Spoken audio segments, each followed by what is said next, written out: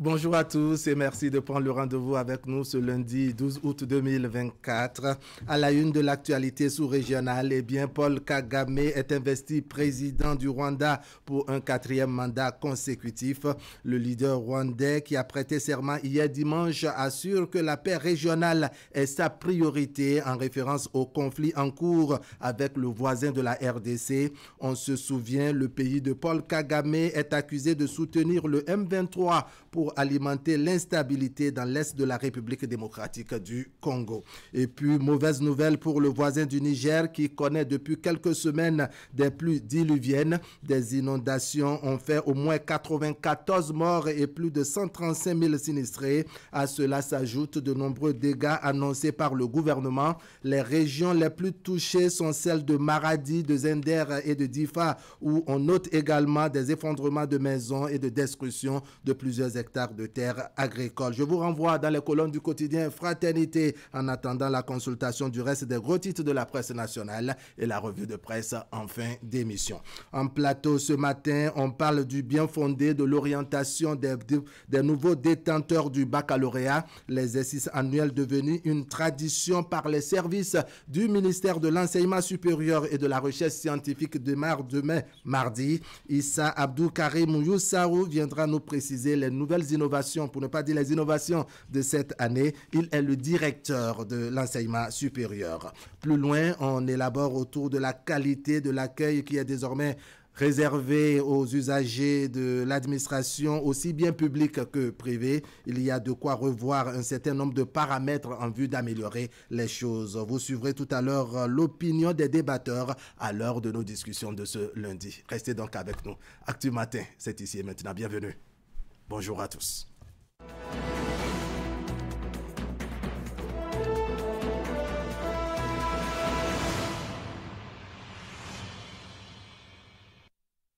Allez, les premières informations, c'est avec le quotidien Fraternité, en attendant qu'on vienne développer un peu plus et aller au travail de la rédaction de Canal 3 Bénin. Fraternité, donc, qui ce lundi titre Journée internationale de la jeunesse, focus sur le parcours inspirant du jeune prodige Credo Gansou, agroécologie, agroécologie, une pratique porteuse d'espoir pour l'environnement. Concours NEC Bénin 2025 dans le secteur du tourisme.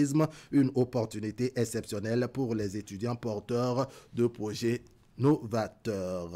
Achetez Fraternité, vous avez le reste des détails. On revient tout à l'heure consulter le reste des gros titres de la presse nationale. Florence Bossa, bonjour. Bonjour Arabe, bonjour chers amis téléspectateurs. Allez, le bulletin matinal, c'est avec vous et tout à l'heure, on évoque ces 145 sacs d'amande de karité frauduleusement dissimulés dans un magasin cette année dans le département de l'Atakura. C'est la direction départementale de l'industrie et du commerce Atakura Donga qui a procédé au démantèlement la semaine écoulée. Le propriétaire du dit magasin aurait précocement, acheter le produit de rente alors même que la campagne de commercialisation de l'année en cours n'a pas encore été lancée. On suit les détails dans un instant.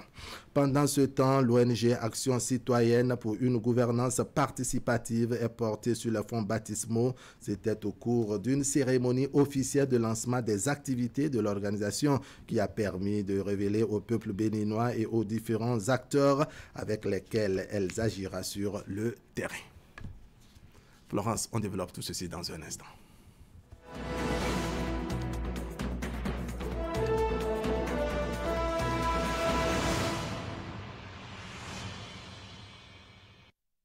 Je l'annonçais tout à l'heure, la direction départementale de l'industrie et du commerce Atakura Donga a démantelé au cours de la semaine écoulée à Natitengu 145 sacs d'amandes de karité frauduleusement dissimulés dans un magasin. Et le propriétaire du dit magasin aurait précocement acheté le produit de rente alors même que la campagne de commercialisation de l'année en cours n'a pas été lancée. Ce faisant, il enfreint au test régissant la filière karité au Bénin, selon les responsables de la direction départementale du commerce. Alassane Harouna. À première vue, on aurait tout de suite pensé à un bar-restaurant en faillite. Mais derrière cette porte hermétiquement fermée au quartier Wenké de Natitengu, 128 sacs d'amandes de karité soigneusement stockés. Le propriétaire des lieux aurait acheté ce produit de rente dans les différents marchés de la place avant de le transporter puis stocker dans ce magasin. Ce faisant, il se livre ainsi à une commercialisation précoce mais illicite du produit puisque l'État central n'a officiellement pas encore donné le top de la campagne de commercialisation de l'année en cours. Depuis un certain temps, nous avons constaté des achats, des amendes de qualité, alors que le gouvernement n'a pas encore défini les conditions de déroulement de la campagne de cette année. C'est suite à ça, nous avons mené des enquêtes jusqu'à tomber sur ce magasin où on a trouvé que le gars achète, il transporte et il stocke, alors que les conditions ne sont pas encore définies. En plus des 128 sacs stockés dans le magasin, 10 sacs ont été retrouvés dans le tricycle et 7 sacs dans la fourgonnette. Face à cette situation qui participe à la désorganisation du marché, des sanctions sont prévues par la loi. Quand on désorganise le marché, c'est-à-dire quoi? On s'entend, on démarre les activités sans tenir compte des conditions qui seront définies. Il y a des peines privatives de liberté, je parlais de la prison, ou la transaction pécuniaire et la voie de l'avertissement. Il y a 3 possibilités. Donc il y a l'avertissement, bien la transaction pécuniaire ou les peines privatives de liberté. En attendant donc ces sanctions, le magasin a été mis sous scellé et le propriétaire invité à se présenter à la direction départementale de l'industrie et du commerce à Takora Tonga. L'ONG Action citoyenne pour une gouvernance participative est portée sur les fonds baptismaux. C'était au cours d'une cérémonie officielle de lancement des activités de l'organisation qui a permis de la révéler au peuple béninois et aux différents acteurs avec lesquels elle agira sur le terrain. Occasion pour les membres de l'ONG de présenter aux différentes parties prenantes l'organisme, en particulier sa mission, ses domaines d'intervention et ses objectifs. La cérémonie de lancement s'est déroulée ce samedi 10 août 2024 à Cotonou. Reportage. Respecter et à faire respecter les lois. L'ONG Action citoyenne pour une gouvernance participative lance officiellement ses activités ce samedi 10 août 2024.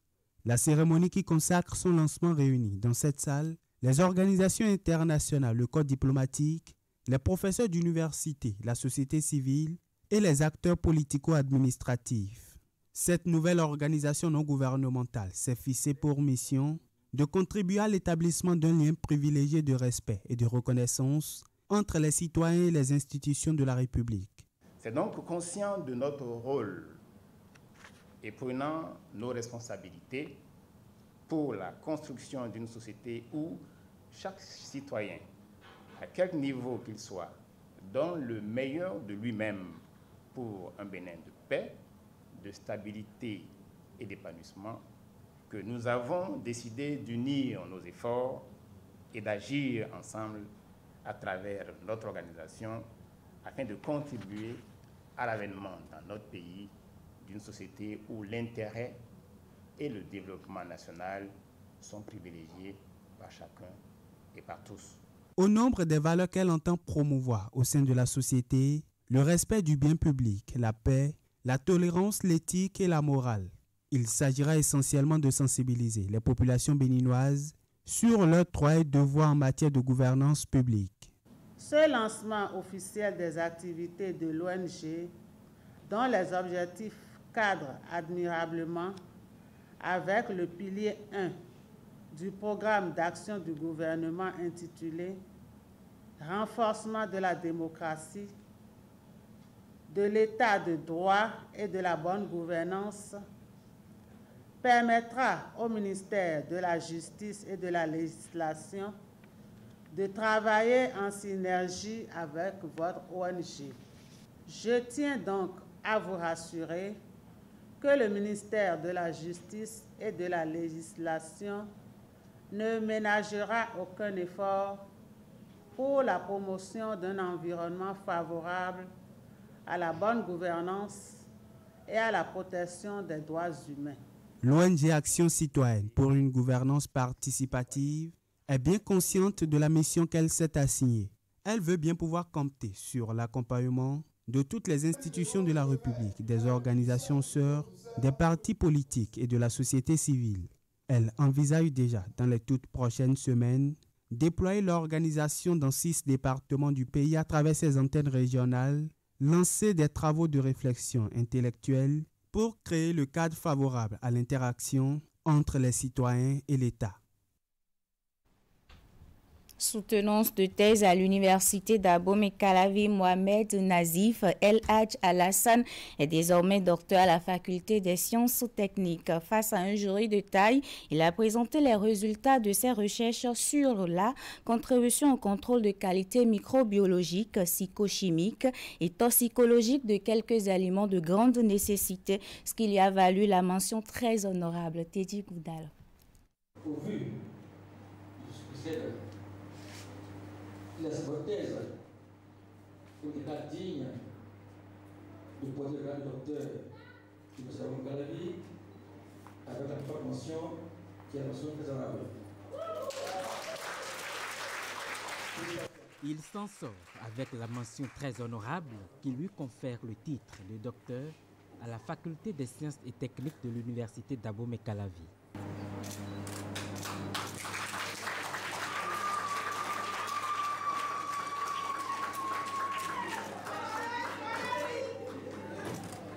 Mohamed Nazif El Hadj Alassane Moutawakilou vient ainsi de défendre sa thèse dont les recherches ont porté sur la contribution au contrôle de qualité microbiologique, physico-chimique et toxicologique de quelques aliments de grande nécessité.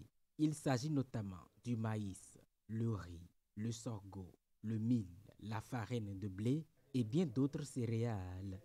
Nous avons, dans le cadre de notre thèse, évalué le risque que les populations courent en consommant les céréales surtout, pour non seulement prévenir, mais aussi pour gérer les cas compliqués, comme notamment les cas auxquels notre pays se fait face, où des denrées alimentaires qui quittent notre pays pour l'Occident se font retirer du marché.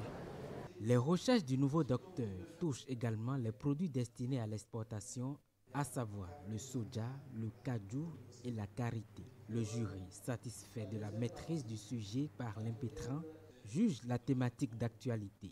Mohamed Nazif El Hadj Alassane Moutawakilou, à travers son document, a évalué les risques sanitaires et phytosanitaires auxquels sont exposées les populations qui consomment ces produits. Donc si nos compétences sont exploitées, désormais on ne parlera plus d'aliments contaminés qui vont traverser nos frontières.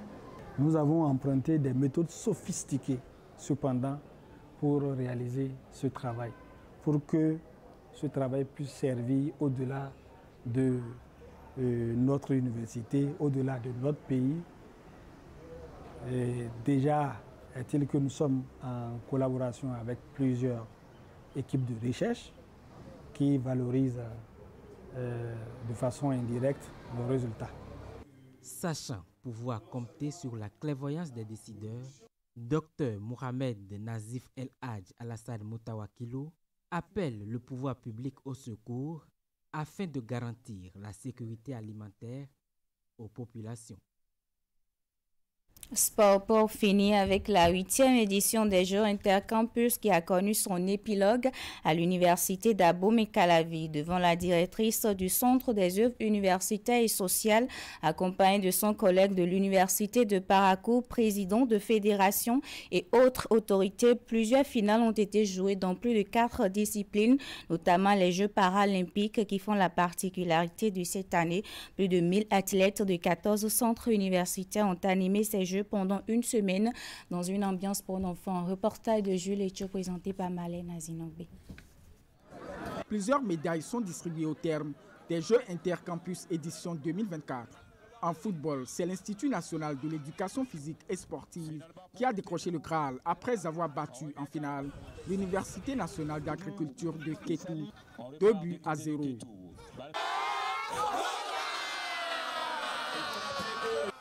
Au handball féminin, l'université d'Abomey-Calavi a dicté sa loi tout au long des Jeux et remporte logiquement l'or, encore face à l'Université nationale d'agriculture de Kétou.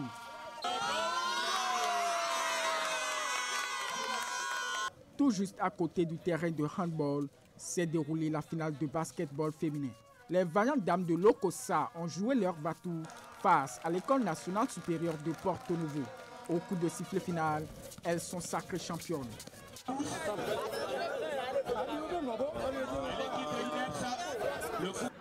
La particularité aussi cette année, c'est d'uniformiser les prix. Donc nous octroyons les mêmes prix à toutes les disciplines sportives, c'est-à-dire premier prix 300 000 francs avec des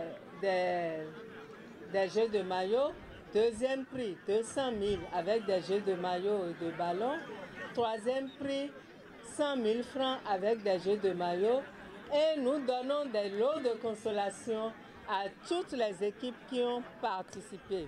C'est un défi qui vient d'être lancé parce que les autres équipes vont se préparer davantage pour venir. Nous n'allons pas baisser les bras, on va continuer, remporter un troisième prix. Et notre devise, c'est d'aller à 5 titres successivement. C'est ça, on s'est promis, du coup on va travailler pour ça. Il y a le brassage entre étudiants qui se fait. Je ne connaissais pas les étudiants de Dassa, c'est l'occasion pour moi de les connaître. Au Scrabble, c'est l'équipe d'Abomey qui est sortie vainqueur, tandis que le titre de vice-championne revient à Dangbo. Toutes les équipes participantes à ces Jeux intercampus sont reparties chacune avec une enveloppe de 50 000 francs CFA. A noter que des équipes types sont dégagées dans chaque discipline. Ainsi s'achève ce bulletin d'information. Merci à vous, Florence Bossa, de l'avoir présenté. L'information continue sur le plateau d'Actu Matin. Cela nous renvoie tout droit à la une du quotidien Maison Fraternité, journée internationale de la jeunesse, focus sur le parcours inspirant du jeune prodige Credo Gansou et puis agroécologie, une pratique porteuse d'espoir pour l'environnement. Première édition de la foire régionale de l'artisanat du Centre des actions fortes pour développer et donner de la visibilité au secteur. Et puis concours NEC Bénin 2025 dans le secteur du tourisme, une opportunité exceptionnelle pour les étudiants porteurs de projets. À la une maintenant du quotidien, le leader du jour, Cressel Rondonubo Alioza, qui prône le vivre ensemble pour un développement durable. C'était à l'occasion donc de la première édition de Soklo-Bohwe dans la commune de Dassa-Zoumé. Nous sommes là dans le département des Collines. On évolue maintenant avec le quotidien Le Grand Jury, 7e édition de la fête identitaire Tofinoué 2024. Le député Jean-Major Zanou travaille pour la paix et le vivre ensemble des Tofinou. Et puis on apprend qu'il y a eu un drame au quartier à Djagbo, c'est toujours dans la commune d'Abomey-Calavi. La population découvre le corps d'une femme étranglée dans sa chambre. C'était samedi dernier autour de 18h. Information relayée ce matin par le quotidien Le Grand Jury. Quotidien L'Observateur, cette fois-ci, la fête de la moisson célébrée par les chrétiens célestes, paroisse de Kadiaou, sur la thématique du mariage, l'appel du vénérable suprême évangéliste Patrice. Les échanges chaleureux entre le commodore du Centre maritime multinational de coordination de la zone E et le général de brigade de la paroisse va invoquer la puissance de Dieu d'Oshofa sur le nouvel ambassadeur du Bénin près le Niger à la réussite de sa mission pour le bien-être des deux peuples, le peuple du Bénin et celui du Niger, bien entendu. L'autre quotidien cette fois-ci, suspension de l'ordre des chirurgiens dentistes. La présidente clarifie les éléments de cette décision. Et puis 5e forum international de la démocratie participative, Paris gagné pour Cotonou et satisfait décerné à son maire, Luc Setonji Atropo. Matin libre, le quotidien, qui célèbre, doit dire, c'est 10 ans sans discontinuité, 10 ans d'existence. Matin libre au Bénin, 10 ans sans discontinuité, le journal qui donne à lire les différents témoignages des personnes qui les assistent de part et d'autre. Soleil levant, fin de la 7e édition de Tofinoué à Soava, une célébration qui s'achève sous le signe de la paix et de l'unité. le potentiel présidentiel 2026, Boko, Djogbedo, Wadani, Atroko, Dagnon, voilà, Hondete, a tchadé une course difficile à la marine. Et puis, abus sexuels, harcèlement, corruption, trafic d'influence, abus de pouvoir, environ 200 cas de dénonciation. L'administration publique visée, nous apprend le quotidien Le Potentiel. Libération cette fois-ci, bonne gestion des finances publiques et des institutions d'État. Le Bénin progresse avec un score de 3,9. Le pays est premier en Afrique de l'Ouest, nous apprend le quotidien Libération qui donne à lire la liste complète des enseignants mutés au niveau de l'enseignement maternel et primaire. Nord-Sud quotidien, propriété industrielle, pourquoi il faut créer une marque. Et puis 2023, la recette de l'État dans les télécommunications. Le chasseur info, conseil pédagogique de fin d'année à l'université d'Abomey-Calavi, la face, l'exemple d'une entité aux résultats et aux actes académiques à bonne date. De la Défense à la tête. Et puis jubilé SK en septembre 2024, 4 jours d'échange entre chercheurs, kinésithérapeutes et réducteurs. Parce que, bon, maintenant c'est moi l'homme fort. Allez, nous sommes avec le quotidien L'Informateur, avec lequel nous allons finir pour une relecture du code électoral avant les élections de 2026. Des opposants envisagent des actions. Et puis, clôture de la grande interview sur toute la vie, carrière et projet de Pidi Sinf. Allez, on revient rapidement à la une du quotidien Maison Fraternité. C'est Fraternité qui ce matin titre Journée internationale de la jeunesse, focus sur le parcours inspirant du jeune prodige Credo Gansou. Allez, quand on évolue, on parle d'agroécologie, une pratique porteuse d'espoir pour l'environnement. Concours NEC Bénin 2025 dans le secteur du tourisme, une opportunité exceptionnelle pour les étudiants porteurs de projets novateurs. Ali Moumouni, bonjour. Bonjour. L'espoir, c'est avec vous juste après ceci.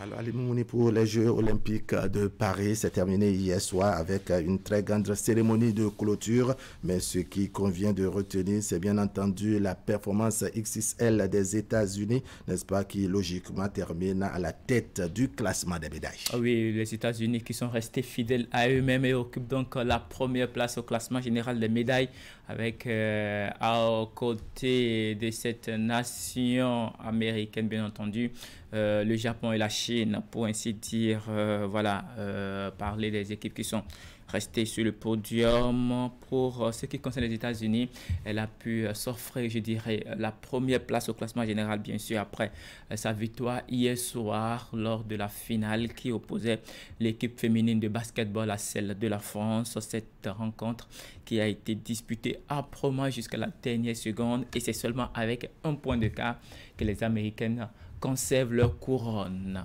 de championne de basketball aux Jeux Olympiques 66-67. C'est donc le score qui a sanctionné cette rencontre entre la formation américaine et celle française. Pour ce qui concerne la petite finale disputée un peu plus tôt, l'Australie s'est imposée à la Belgique 85-81. Au niveau des hommes, les États-Unis, on les avait vus donc lors de cette rencontre des demi-finales étrier adversaire malgré la domination, bien sûr, de la Serbie lors des 3 premiers cartons. Mais en finale, les États-Unis ont pris le dessus sur la France en s'imposant également 98-87 avec, je dirais, tout la madame offensive de cette formation américaine. Quand on parle bien sûr d'une équipe comme les États-Unis qui affrontent la France, une équipe dans laquelle vous avez des athlètes comme Steph Curry, je dirais, assez précis pour les 3 points, ou encore le King, LeBron James. Il y a également Kevin Durant et puis bien d'autres athlètes de renom de cette discipline. À quoi s'attendre si ce n'est que la victoire Et donc, ils l'ont démontré une fois encore et lors de cette finale. C'était donc samedi face à l'équipe de la France. 98-87 pour cette finale remportée par les États-Unis. Et la petite finale logiquement remportée par la Serbie face à l'Allemagne. 93-83, je dirais tout simplement l'une des rares équipes qui ont fait douter les États-Unis dans cette compétition des Jeux olympiques. On va passer maintenant au football, faire rapidement le point de quelques disciplines collectives, bien sûr, de ces Jeux olympiques qui sont déroulés donc du côté de Paris. Pour ce qui concerne le football féminin, au niveau de la petite finale, l'Allemagne s'est imposée à l'Espagne 1-0. Et puis la grande finale remportée bien entendu par les États-Unis. On les connaît bien sûr quand on parle de football féminin, 1-0. C'était face au Brésil. Pour donc ça a jugé donc de la couronne de cette finale des dames au niveau du football. Pour ce qui concerne le football masculin, c'est l'Espagne qui a déroulé, je dirais, carrément son très beau football face à une formation amenée bien sûr par Thierry Henry, même si voilà, l'équipe a échoué en finale. Il faut reconnaître que c'était un sacré parcours pour les Bleus à cette compétition. Le Maroc de son côté s'est imposé lors de la rencontre pour la médaille de bronze. C'était face à l'Égypte, score lourd de 6-0 infligé donc à l'équipe égyptienne par leur, je dirais, voisin du Maroc. Ainsi, on fait le point des médailles. Les États-Unis, on le disait, qui ont terminé donc leader au classement général des médailles avec donc un total de 126 médailles engrangées au cours de ces, je dirais, quelques semaines de compétition, 2 semaines et demie, hein, si vous voulez.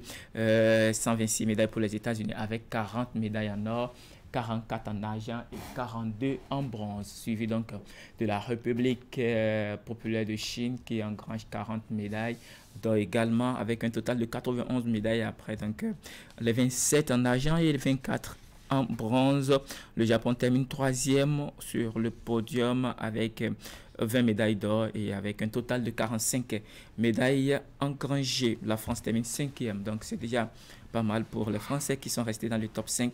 Et voici donc, comme vous l'avez sur vos écrans, les 10 meilleures nations de ces Jeux olympiques. Il y a les Pays-Bas 6e, la Grande-Bretagne, la République de Corée, l'Italie et puis l'Allemagne qui est 10e au classement général. Pour ce qui concerne les nations africaines, il y a donc le Kenya qui a terminé 17e et donc c'est la première nation au classement de ces JO 2024 avec 4 médailles d'or, 2 en argent et 5 en bronze, ce qui fait un total de 11 médailles remportées par le Kenya. Et vous pouvez déjà imaginer dans quelle discipline excelle cette nation. C'est bien sûr au niveau de l'athlétisme et surtout des courses de fond. On va finir boucler bien sûr pour ce qui concerne les Jeux olympiques. Terminus, tout le monde descend. Allez, tout le monde descend. En attendant que les Jeux paralympiques vont démarrer. Voilà, c'est un peu comme si on a quitté, n'est-ce pas, Paris pour revenir à l'aéroport de Kadiaon. Allez, on revient donc au pays, à Limomouni pour parler gymnastique avec le camp international de gymnastique aérobique qui a organisé par la Fédération béninoise de la discipline en question. Oui, c'est un rassemblement éducatif au profit donc des athlètes béninois dans le cadre de la préparation du 17e championnat d'Afrique aérobique qui tiendra bien entendu du 11 au 16 septembre prochain, c'est en Égypte.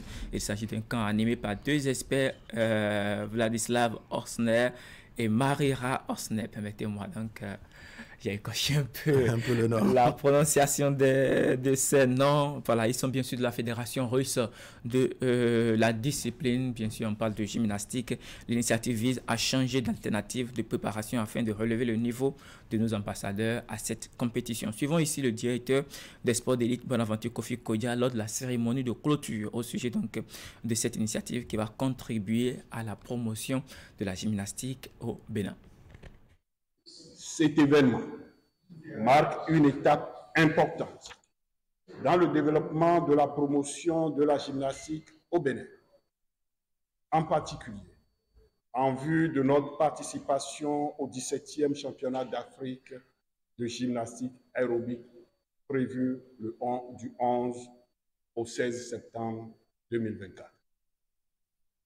Je tiens tout d'abord à exprimer ma profonde gratitude à M.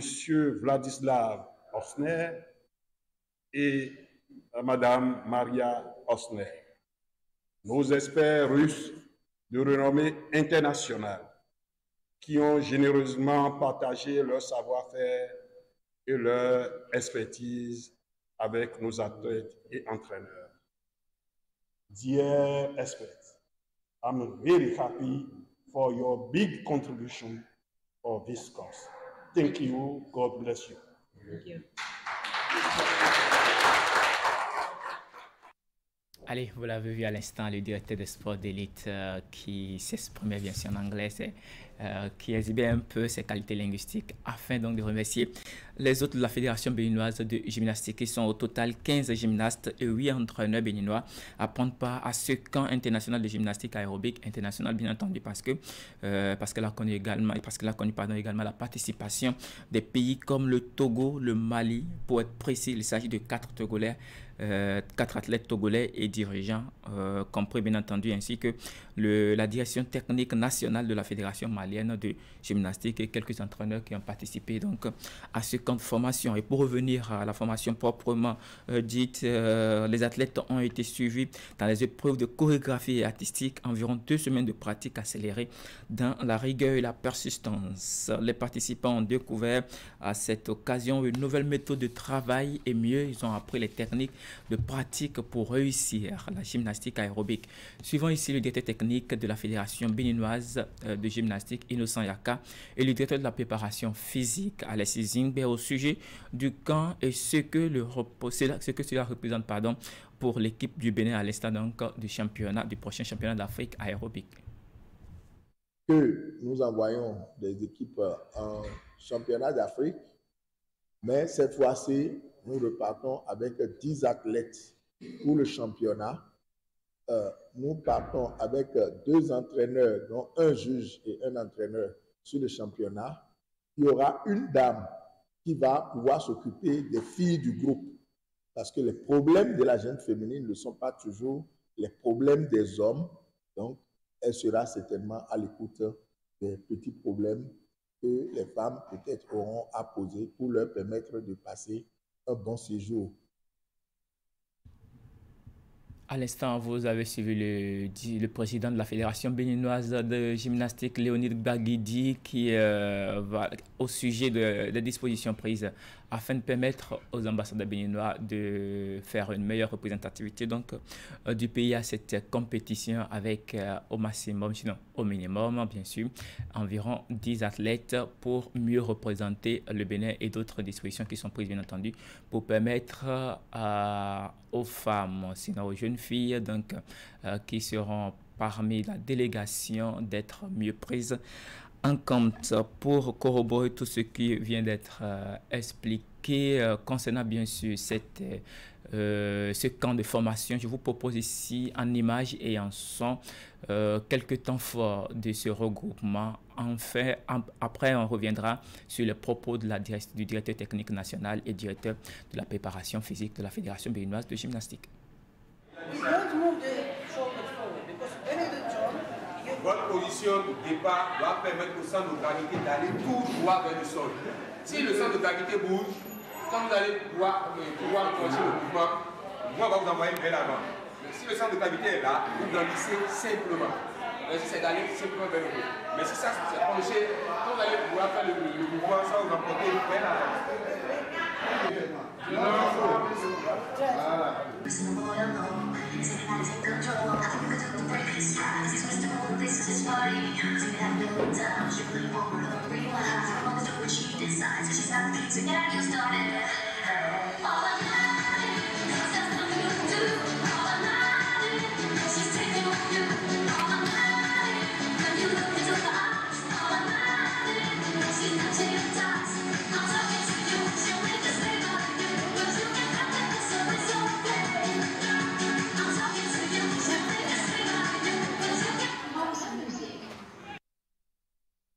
Je vous le disais tantôt, à l'occasion de cette formation, les participants ont découvert une nouvelle méthode de travail. Puis ils ont également appris les techniques de pratique pour mieux réussir la gymnastique aérobique. On va revenir maintenant à la direction technique nationale, bien sûr, le DTN de la Fédération, Innocent Yaka, et le directeur de la préparation physique, Alexis Zingbe, qui nous explique ce qui a été véritablement, je dirais, retenu de ces 2 semaines de travail. Vraiment, c'était une surprise. Ça a été pour nous une surprise, l'arrivée de ces deux experts-là pour la préparation des championnats d'Afrique qui se dérouleront en Égypte très, très bientôt. Et cette surprise nous a aidé, vraiment aidé à remonter le niveau de nos gymnastes, surtout en chorégraphie et en artistique, parce que le travail qui a été fait, nous aussi, nous étions là, on a assisté, et je pense que ça nous a édifié autant, ça a édifié autant les coachs que les gymnastes qui sont avec nous. Et comme vous le savez, c'est l'artistique, la chorégraphie qui était notre difficulté. Et pour ces quelques jours, nous avions appris beaucoup de Vlad et de Maria. Je vous demande d'être encore plus persévérant, plus endurant. Et d'ailleurs, nous sommes là pour mettre un accent particulier sur ça par rapport à ce que les deux experts nous ont dit, de ne pas lâcher la prise jusqu'au départ des athlètes. Et nous ne lâcherons pas. Et j'ai déjà dit, et les coachs m'ont dit, lorsqu'on vous fait la préparation physique, vous fonctionnez. Vous avez vu comment ça s'est passé au cours de ces 2 semaines. Nous n'allons pas lésiner les moyens pour vous mettre en jambes pour que ce championnat-là soit une réussite pour notre pays, le Bénin, et aussi pour le Togo qui fera sa première participation très bientôt avec nous. Depuis plus de 6 ans, nous participions au championnat d'Afrique et nous avions mis ce camp de préparation pour préparer réellement les athlètes pour le championnat d'Afrique. Et ceux qui sont choisis, les age group juniors et seniors, sont des gens capables de défendre les couleurs du Bénin. Et nous promettons de continuer le travail puisque après le camp, nous aurons 1 mois d'entraînement avant d'aller en Égypte. Le championnat se tient. Allez, à la fin donc de ce camp de formation, les participants, athlètes et responsables techniques, y compris, ont tous reçu des attestations de participation à cette initiative. On va parler maintenant handball pour finir avec le tour d'horizon de ce matin. La 5e et dernière journée de la suite de la phase 1 de la Ligue professionnelle de handball du Bénin a été donc disputée samedi dernier. C'était le 10 août. Chez les dames, Aspac Handball Club s'est imposé à son adversaire de Flambeau 32-22. Pendant ce temps, Adjidja Handball Club s'inclinait face à Flower CNSS 36-28. Chez les hommes, il y a eu la victoire donc de Buffle Handball Club face à Abio Sport 26-22.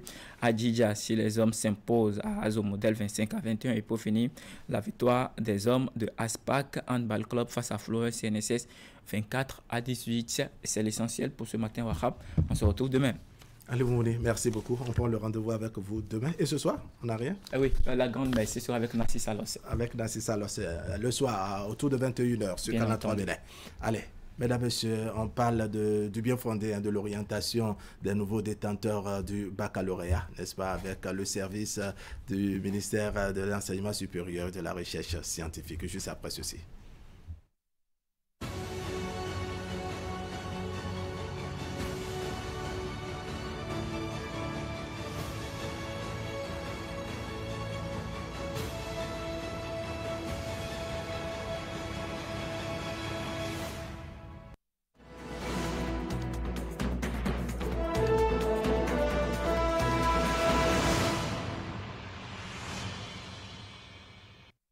Alors, je vous l'avais annoncé en introduction que nous parlerons du bien fondé de l'orientation des nouveaux bacheliers, un exercice qui est devenu, je dirais, annuel et donc devenu une tradition par les services du ministère de l'Enseignement supérieur et de la Recherche scientifique. Tout va se dérouler demain, mardi, n'est-ce pas, à l'amphi Idriss Déby de l'Université d'Abomey-Calavi. Mais en plateau, nous avons le professeur Issaka Abdou Karim Youssao. Bonjour. Bonjour, monsieur le journaliste. Allez, vous êtes le directeur de l'enseignement supérieur. Merci d'avoir accepté notre invitation pour évoquer cette thématique essentielle, aussi bien aux nouveaux détenteurs du baccalauréat qu'à leurs parents. Ma première question est de savoir que vous avez bien entendu reçu une bonne vague d'admis au bac cette année. Alors, comment votre direction, une fois, accueille cette information et comment vous vous sentez concerné? Merci beaucoup, monsieur le journaliste. La Direction générale de l'enseignement supérieur est la direction qui s'occupe des universités. D'accord. Ou coordonne les activités de l'enseignement supérieur avec les universités publiques et privées. Donc en réalité, tous les bacheliers, nous les accueillons tous les bacheliers tous les ans et nous les mettons à la disposition des universités publiques et privées. Il faut retenir qu'il y a quelques années, une vingtaine d'années, nous avons seulement une seule université qui était l'Université nationale du Bénin, avec seulement une dizaine de filières. Et lorsque vous avez un bac d'une série donnée, vous connaissez immédiatement votre destination. Oui. Quand c'est par exemple la A, directement, c'est la Flash. Quand c'est la C, immédiatement, c'est la FAST. Oui. Mais depuis 2010, avec l'adoption du LMD, et l'enseignement supérieur ou les filières de l'enseignement supérieur se sont professionnalisées. Donc, ce sont des filières qui sont créées, qui donnent droit directement, disons, à un métier. Alors, et c'est dans cette dynamique que le gouvernement du président Patrice Talon a créé des universités thématiques. Il y a l'UNESTIM et puis l'UNA, c'est-à-dire l'Université nationale d'agriculture. L'UNESTIM, c'est l'Université nationale des sciences, technologies, ingénierie et mathématiques. C'est ça qui est basé à C'est ça qui est basé à Abomey. D'accord. Il y a également deux universités pluridisciplinaires, l'Université d'Abomey-Calavi et l'Université de Parakou. Alors, l'Université d'Abomey-Calavi compte 26 filières, avec 26 unités de formation et de recherche. On appelle unités de formation et de recherche les écoles ou les instituts ou les facultés. Alors, et au total, on dénombre aujourd'hui 123 filières. Tandis que l'Université de Parakou compte 9 unités de formation et de recherche avec 35 filières. L'UNESTIM, 8 unités de formation et de recherche avec 39 filières. Et l'UNA, 9 unités de formation et de recherche avec 39 filières.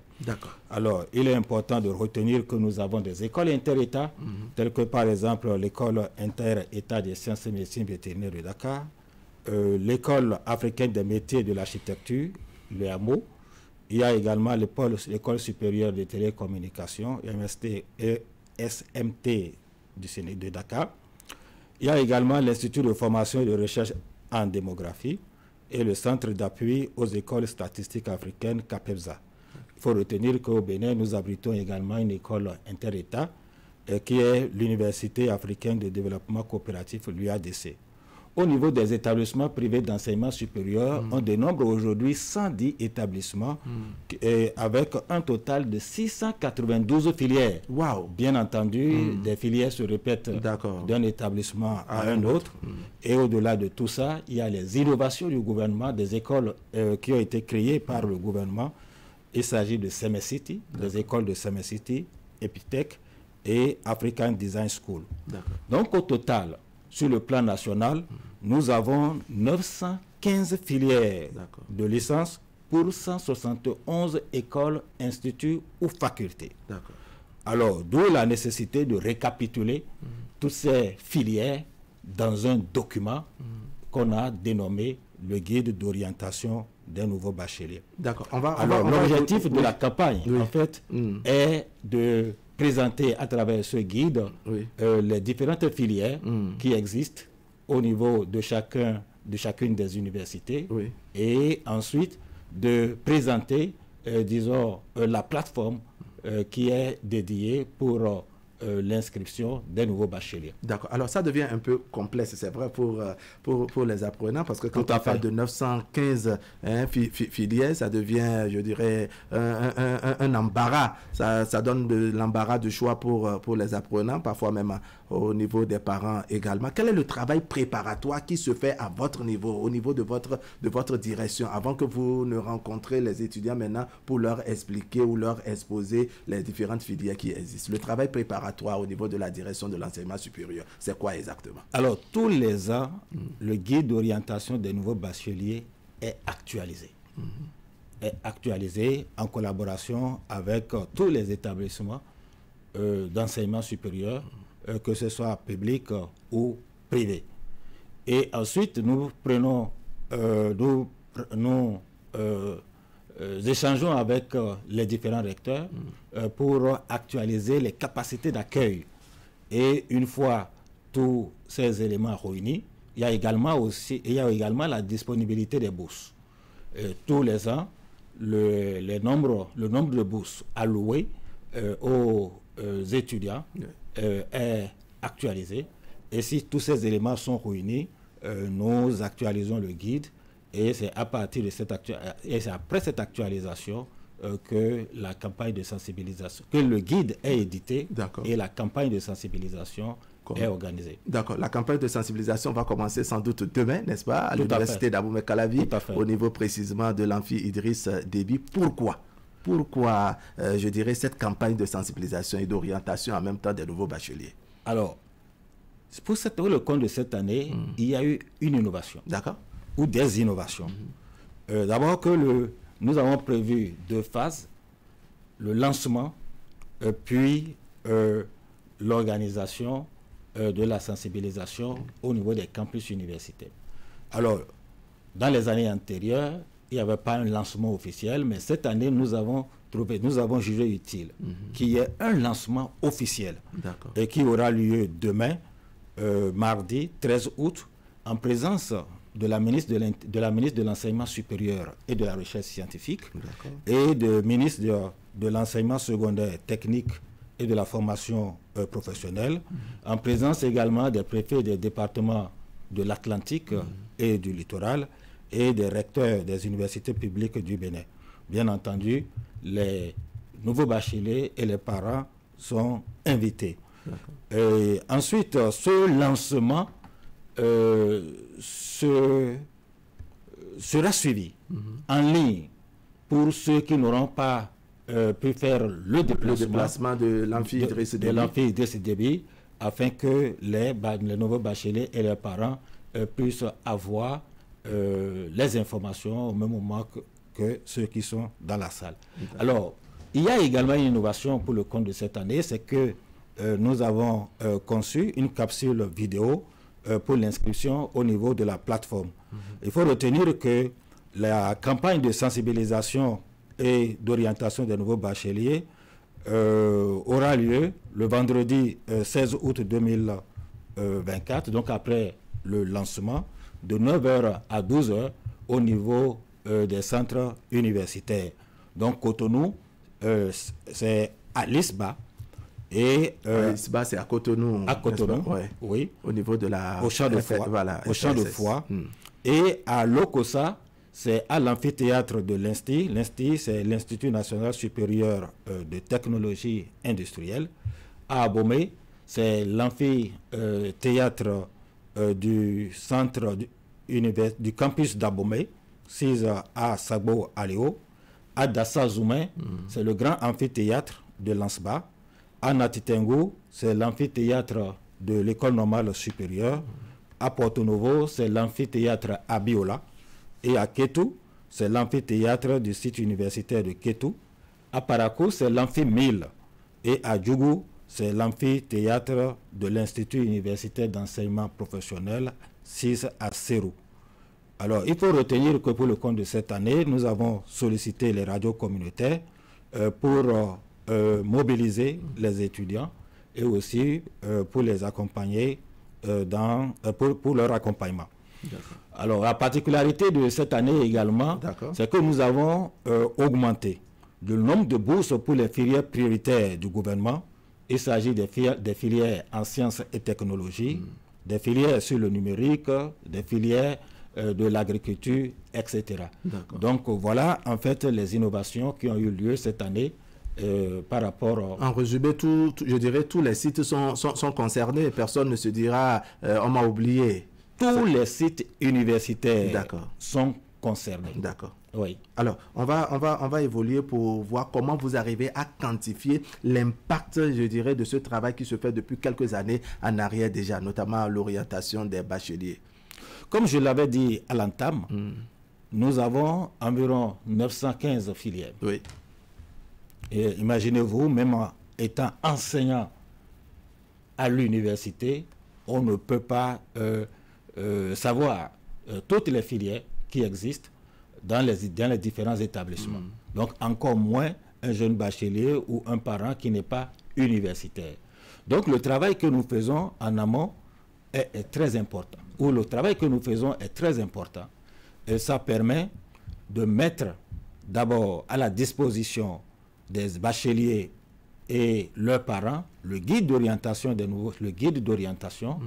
et on leur donne un certain temps pour parcourir ce guide avant l'ouverture de la plateforme. Donc cela permet à au nouveau bachelier de choisir leur filière en fonction des débouchés, en fonction de leur performance au bac, en fonction de leur lieu de résidence. Oui. Parce que quelqu'un qui veut faire l'agriculture, l'agronomie par exemple, il y a une faculté d'agronomie à Parakou, il y en a également à l'université d'Abomey-Calavi, oui. Il y a également des écoles d'agriculture à l'UNA. Donc en fonction de son lieu de résidence, oui. L'étudiant peut choisir l'école et la filière qui l'intéresse. D'accord. Alors, vous faites, je dirais, le travail d'orientation des bacheliers. Quel est le travail qui est fait en direction des parents eux-mêmes? Parce que vous n'ignorez pas qu'on a de ces parents, n'est-ce pas, qui s'en foutent pas mal, je dirais, de ce travail que vous faites et qui sont de nature à imposer la filière à leurs enfants, peu importe, je dirais, le niveau, les performances de l'enfant au bac, même les débouchés et autres. C'est un peu comme du suivisme. Je suis médecin, je veux que mon enfant fasse coûte, je dirais, la médecine et autres. Quel travail vous faites en direction de ces parents-là? En fait, à travers le guide, il y a déjà la réponse à cette question. C'est ça. Vous ne pouvez pas faire une filière littéraire et aller en médecine. Ou une filière littéraire et aller, par exemple, en sciences et technologies, génie civil, informatique et autres. Donc, déjà, le parent dont l'enfant a un bac littéraire, c'est que son fils ne pourra pas faire, disons, une filière scientifique. Donc déjà, c'est une orientation. Et ensuite, il y a les débouchés. Pour chaque filière, nous avons les débouchés et les métiers possibles. Et également, à ce niveau, que ce soit le parent ou l'étudiant ou le nouveau bachelier, les deux peuvent discuter et, disons, identifier le meilleur métier ou la meilleure filière qui puisse correspondre à leur enfant. Donc voilà, déjà au niveau du guide, toutes les dispositions sont prises. Et ensuite, le guide s'adresse aussi bien à l'apprenant qu'à ses parents. Exactement. Et au cours de la campagne d'orientation des nouveaux bacheliers, nous recevons des parents. D'ailleurs même, les bacheliers étant très jeunes, ils viennent toujours accompagnés de leurs parents. Et justement, au cours de cette occasion, il y a beaucoup de parents qui posent des questions et nous répondons à ces questions et cela leur permet de mieux comprendre l'importance de l'orientation.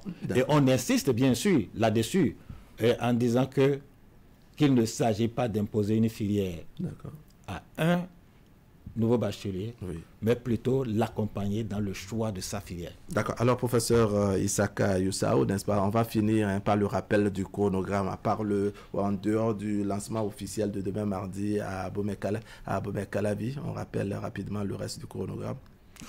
En fait, par rapport au chronogramme, je rappelle que demain, c'est le lancement officiel.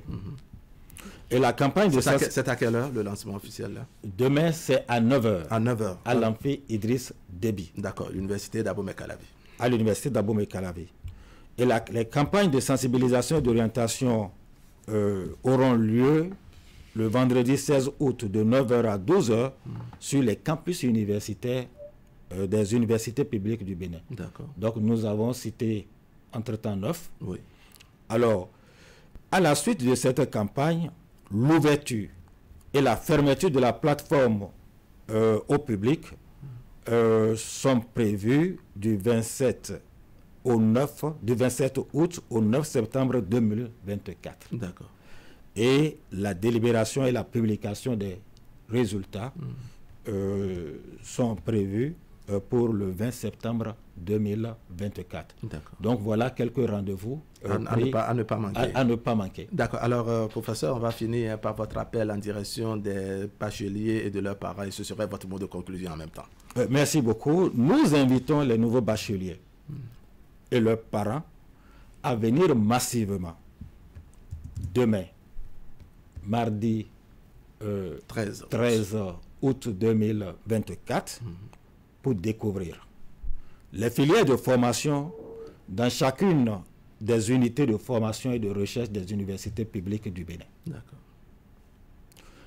Et ils auront également l'occasion de découvrir les quotas d'allocation, c'est-à-dire les bourses ou aides universitaires par filière, et ensuite le mode d'entrée au niveau de chaque filière. Ça peut être le classement ou ça peut être le concours. D'accord.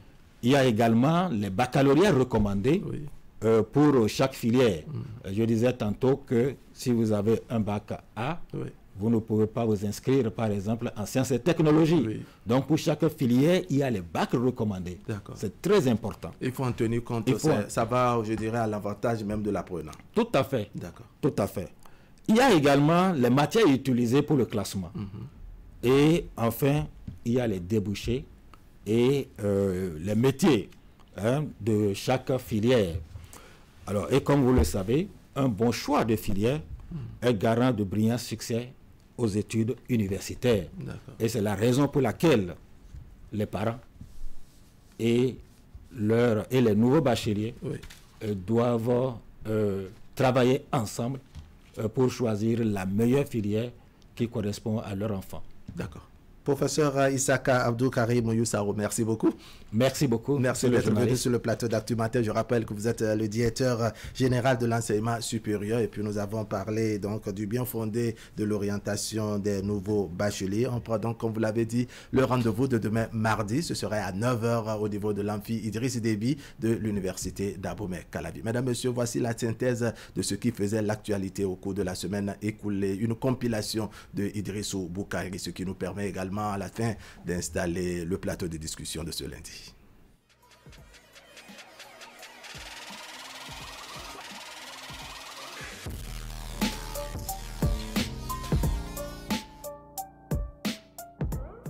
Le point de l'actualité hebdomadaire sur la 3, c'est dans une semaine au Bénin. Mesdames et messieurs, bonjour. Voici l'essentiel à retenir pour le compte de la semaine écoulée.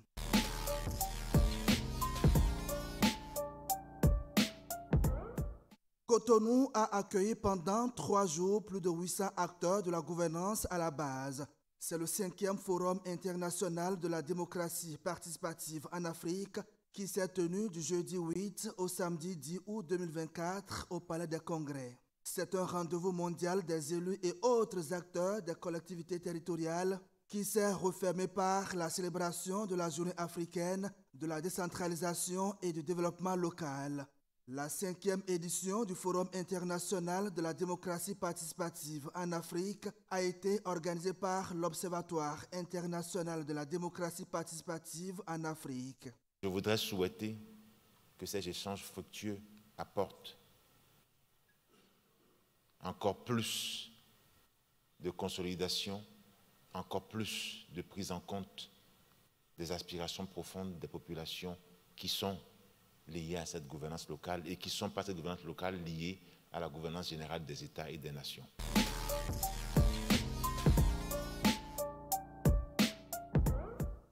Des organisations syndicales de plusieurs pays d'Afrique étaient face à la presse le lundi 6 août 2024 à Cotonou.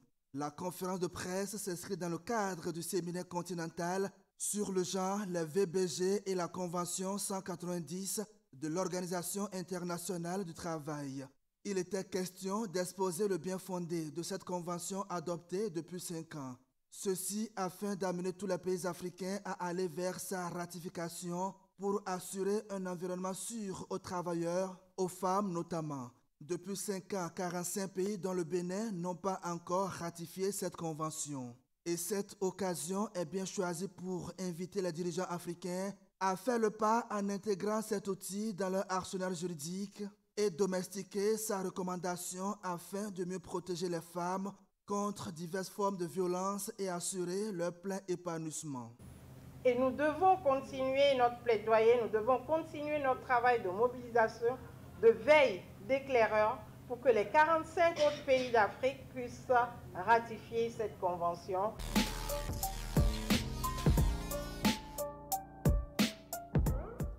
De son côté, le cadre de concertation nationale des acteurs de l'agroécologie a tenu sa première session ordinaire au titre de l'année en cours. Les assises se sont déroulées dans la ville de Boycon pendant 3 jours. Elles ont été l'occasion de faire le point à mi-parcours des actions et activités menées cette année et aussi définir les perspectives.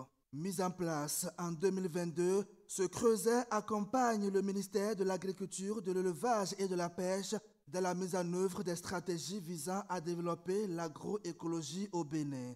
Les résultats de cette première session seront très utiles, selon le chef cellule Gens et Environnement du ministère de l'Agriculture, dans la mesure où ils permettront de mieux ancrer le cadre de concertation nationale des acteurs de l'agroécologie dans le système de production agricole au Bénin pour une sécurité alimentaire et nutritionnelle assurée.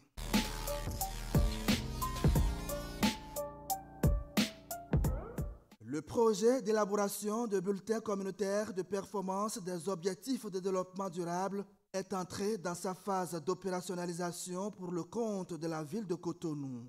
Le mercredi 7 août 2024, le réseau des ONG pour les objectifs de développement durable a lancé officiellement la formation des parties prenantes sur la démarche s'inscrivant dans ce cadre. Le rendez-vous de Cotonou fait suite à ceux de Dassazoumé et des Agégui.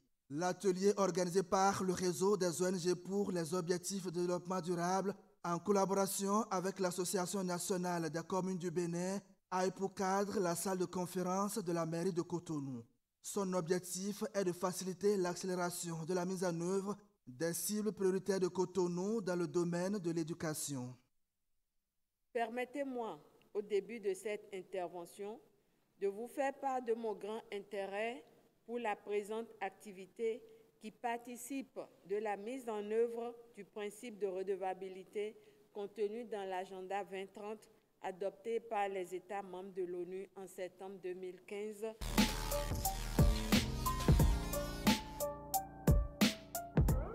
L'Académie nationale des sciences, arts et lettres du Bénin a rendu hommage au professeur émérite Eusèbe Magloire Alironou, décédé il y a quelques semaines.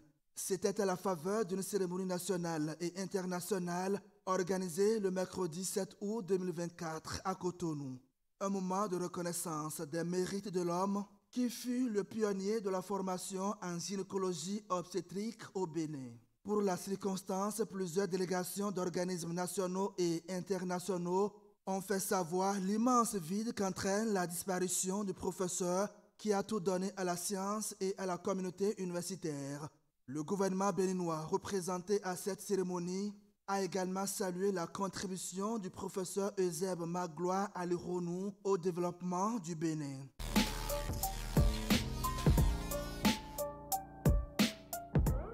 Ainsi se résument les faits ayant marqué la semaine écoulée. Merci de votre aimable attention. À lundi prochain pour un autre point de l'actualité hebdomadaire.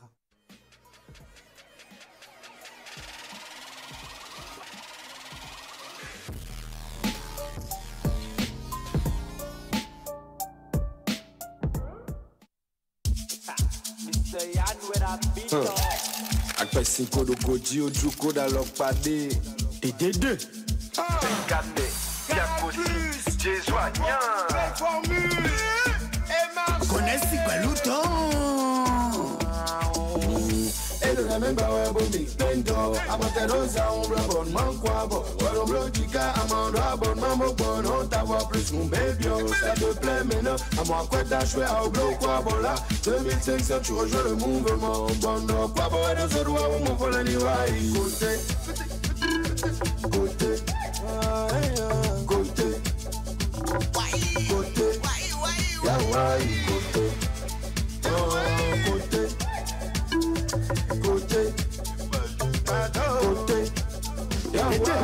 le vache quoi, c'est le nouveau schéma. Abonnement pour de quoi chlorou d'équement. Canal Plus ou peu quoi roumi c'est beau. 250 chaînes à 2500 francs. 5000 ben noble d'aïe men coulé maintenant avec quoi bon jamais chaîne préférée. Et marché sous patron, oui le Canal Plus. Abonnement check banjo, même bini comptez-les. Quoi c'est la solution de tête du avec chez Banak pour série. Depuis 200 euros décodeur ablo abonnement pour ablo. Quoi bon ou à écouter. Et le même barre bon Nintendo. Amaterosa un abonnement quoi bon. Amando abonnement bon on t'avoir plus un baby ça te plaît maintenant à moi quoi t'as joué à bloc quoi bon là 2500 tu rejoins le mouvement bon quoi bon nous allons où mon collègue va écouter côté et marché côté demando de raison bloc quoi bon mais on a de quoi de on bloc à 1000 c'est la meilleure quoi bon c'est le bon secours Yawaï côté et marché.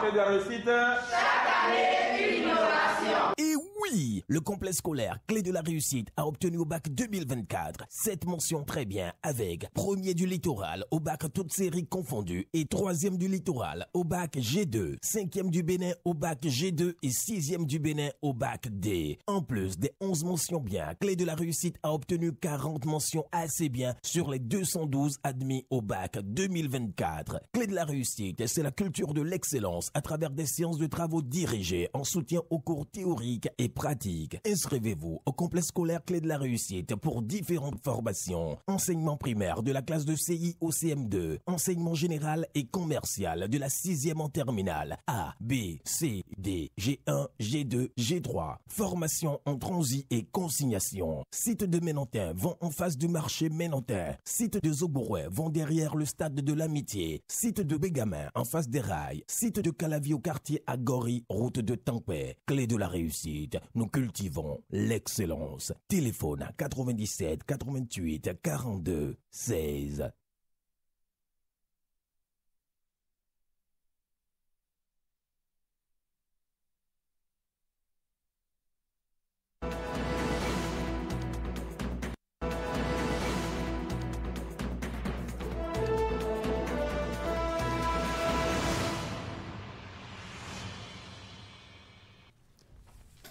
Bonjour à tous, voici venu l'heure de nos discussions de ce lundi avec les débatteurs habituels. Eric Guédénon, bonjour. Bonjour, William Klikan. Bonjour. Ulrich Gaba, bonjour. Bonjour.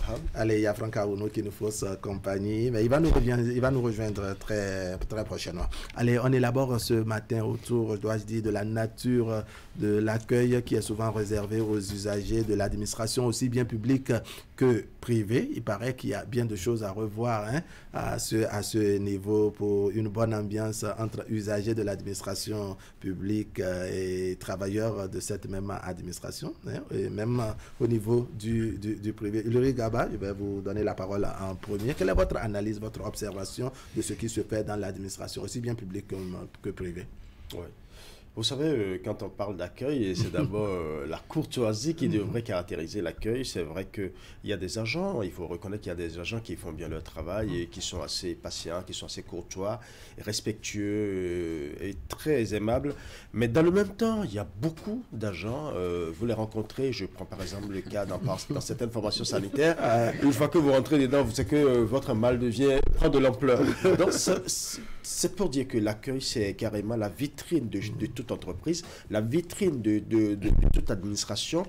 Quand vous venez à l'accueil et que vous constatez que vous êtes bien accueilli, si vous êtes souffrant, vous avez un soulagement d'une certaine manière. Et quand vous allez dans l'administration pour les paperasses, pour chercher les documents administratifs et consorts, et que vous rencontrez des gens qui vous accompagnent, parce que quand on vient à l'accueil, celui qui vient chercher des informations ou des documents, ou pour se faire délivrer un service donné, vient parfois sans avoir toutes les informations qu'il faut. Voilà. Et à l'accueil, déjà, normalement, on doit pouvoir l'orienter, le guider pour qu'il fasse toute la procédure comme cela se doit.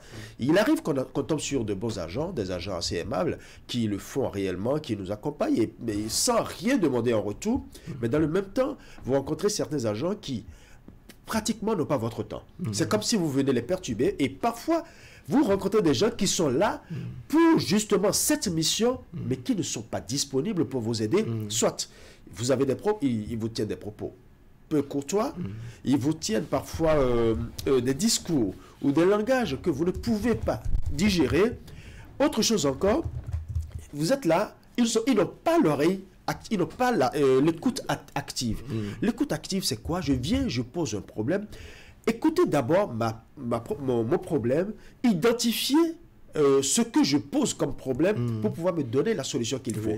Parfois, ils ne prennent même pas le temps de vous écouter. Vous voyez, par exemple, vous allez dans l'administration, vous avez des documents, vous voulez déposer, on vous dit non, attendez là-bas. Vous savez, c'est des choses qui frustrent.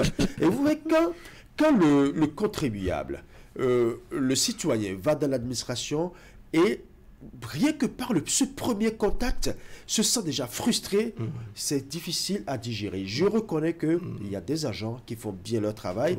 Vous allez dans l'administration, ils vous traitent avec beaucoup d'élégance, avec beaucoup de courtoisie.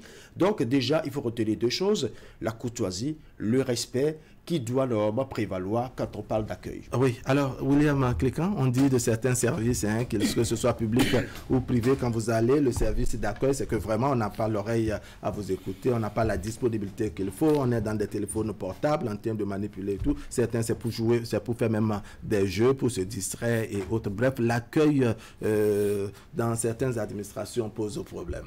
Oui, vous savez, quand vous venez dans une administration par clientélisme ou népotisme, c'est difficile d'y mettre du cœur. Quand c'est un parent qui veut vous soustraire de l'oisiveté et qui vous met, je ne sais pas, au hall premier d'un bâtiment administratif, ou quand je dis administratif, pas au sens strict du terme, j'élargis à l'administration privée, une secrétaire, un agent d'accueil à l'entrée, vous vous satisfaisez, ou bien vous vous satisfaites, pardon, de cette opportunité qui vous est offerte sans grand bruit, sans grand mérite. Beaucoup auraient dû ou auraient pu être là, vous y êtes donc, parce que on table aussi sur le fait qu'on ne gagne pas gros, qu'on ne gagne pas grand chose.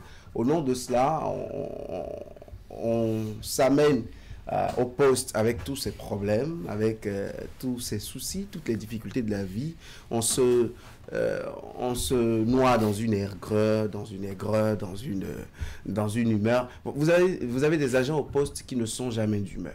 5 jours sur 5, de lundi à vendredi, ils ne sont jamais d'humeur. L'accueil est le même tous les jours, quel que soit le type d'usager.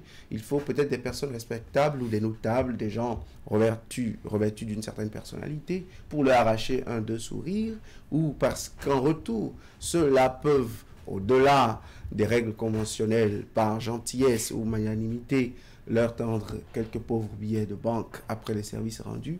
Au nom de cela, on se permet de détendre l'atmosphère ou de privilégier même ces personnes si c'était dans le cas d'un rang ou une chose ou l'autre. Vous voyez par exemple des structures purement commerciales comme les banques par exemple, dans lesquelles il y a de très grandes affluences parce qu'elles sont prisées ces banques, mais où parfois vous vous demandez en quoi l'élément est déterminant pour qu'il y ait une si grande affluence dans ces banques, quelle que soit l'agence, justement parce que vous voyez des agents à l'accueil, vous vous demandez, si ça ne tenait qu'à l'accueil, personne ne viendrait par ici. On comprend que le trop-plein, ou parfois l'employeur, par capitalisme véreux, qui ne veut pas mettre suffisamment de moyens, c'est-à-dire suffisamment d'agents qualifiés, bien entretenus financièrement et matériellement, pour être à même de disposer de toutes les facultés, d'être motivé au travail, par manque de motivation et par surexploitation, par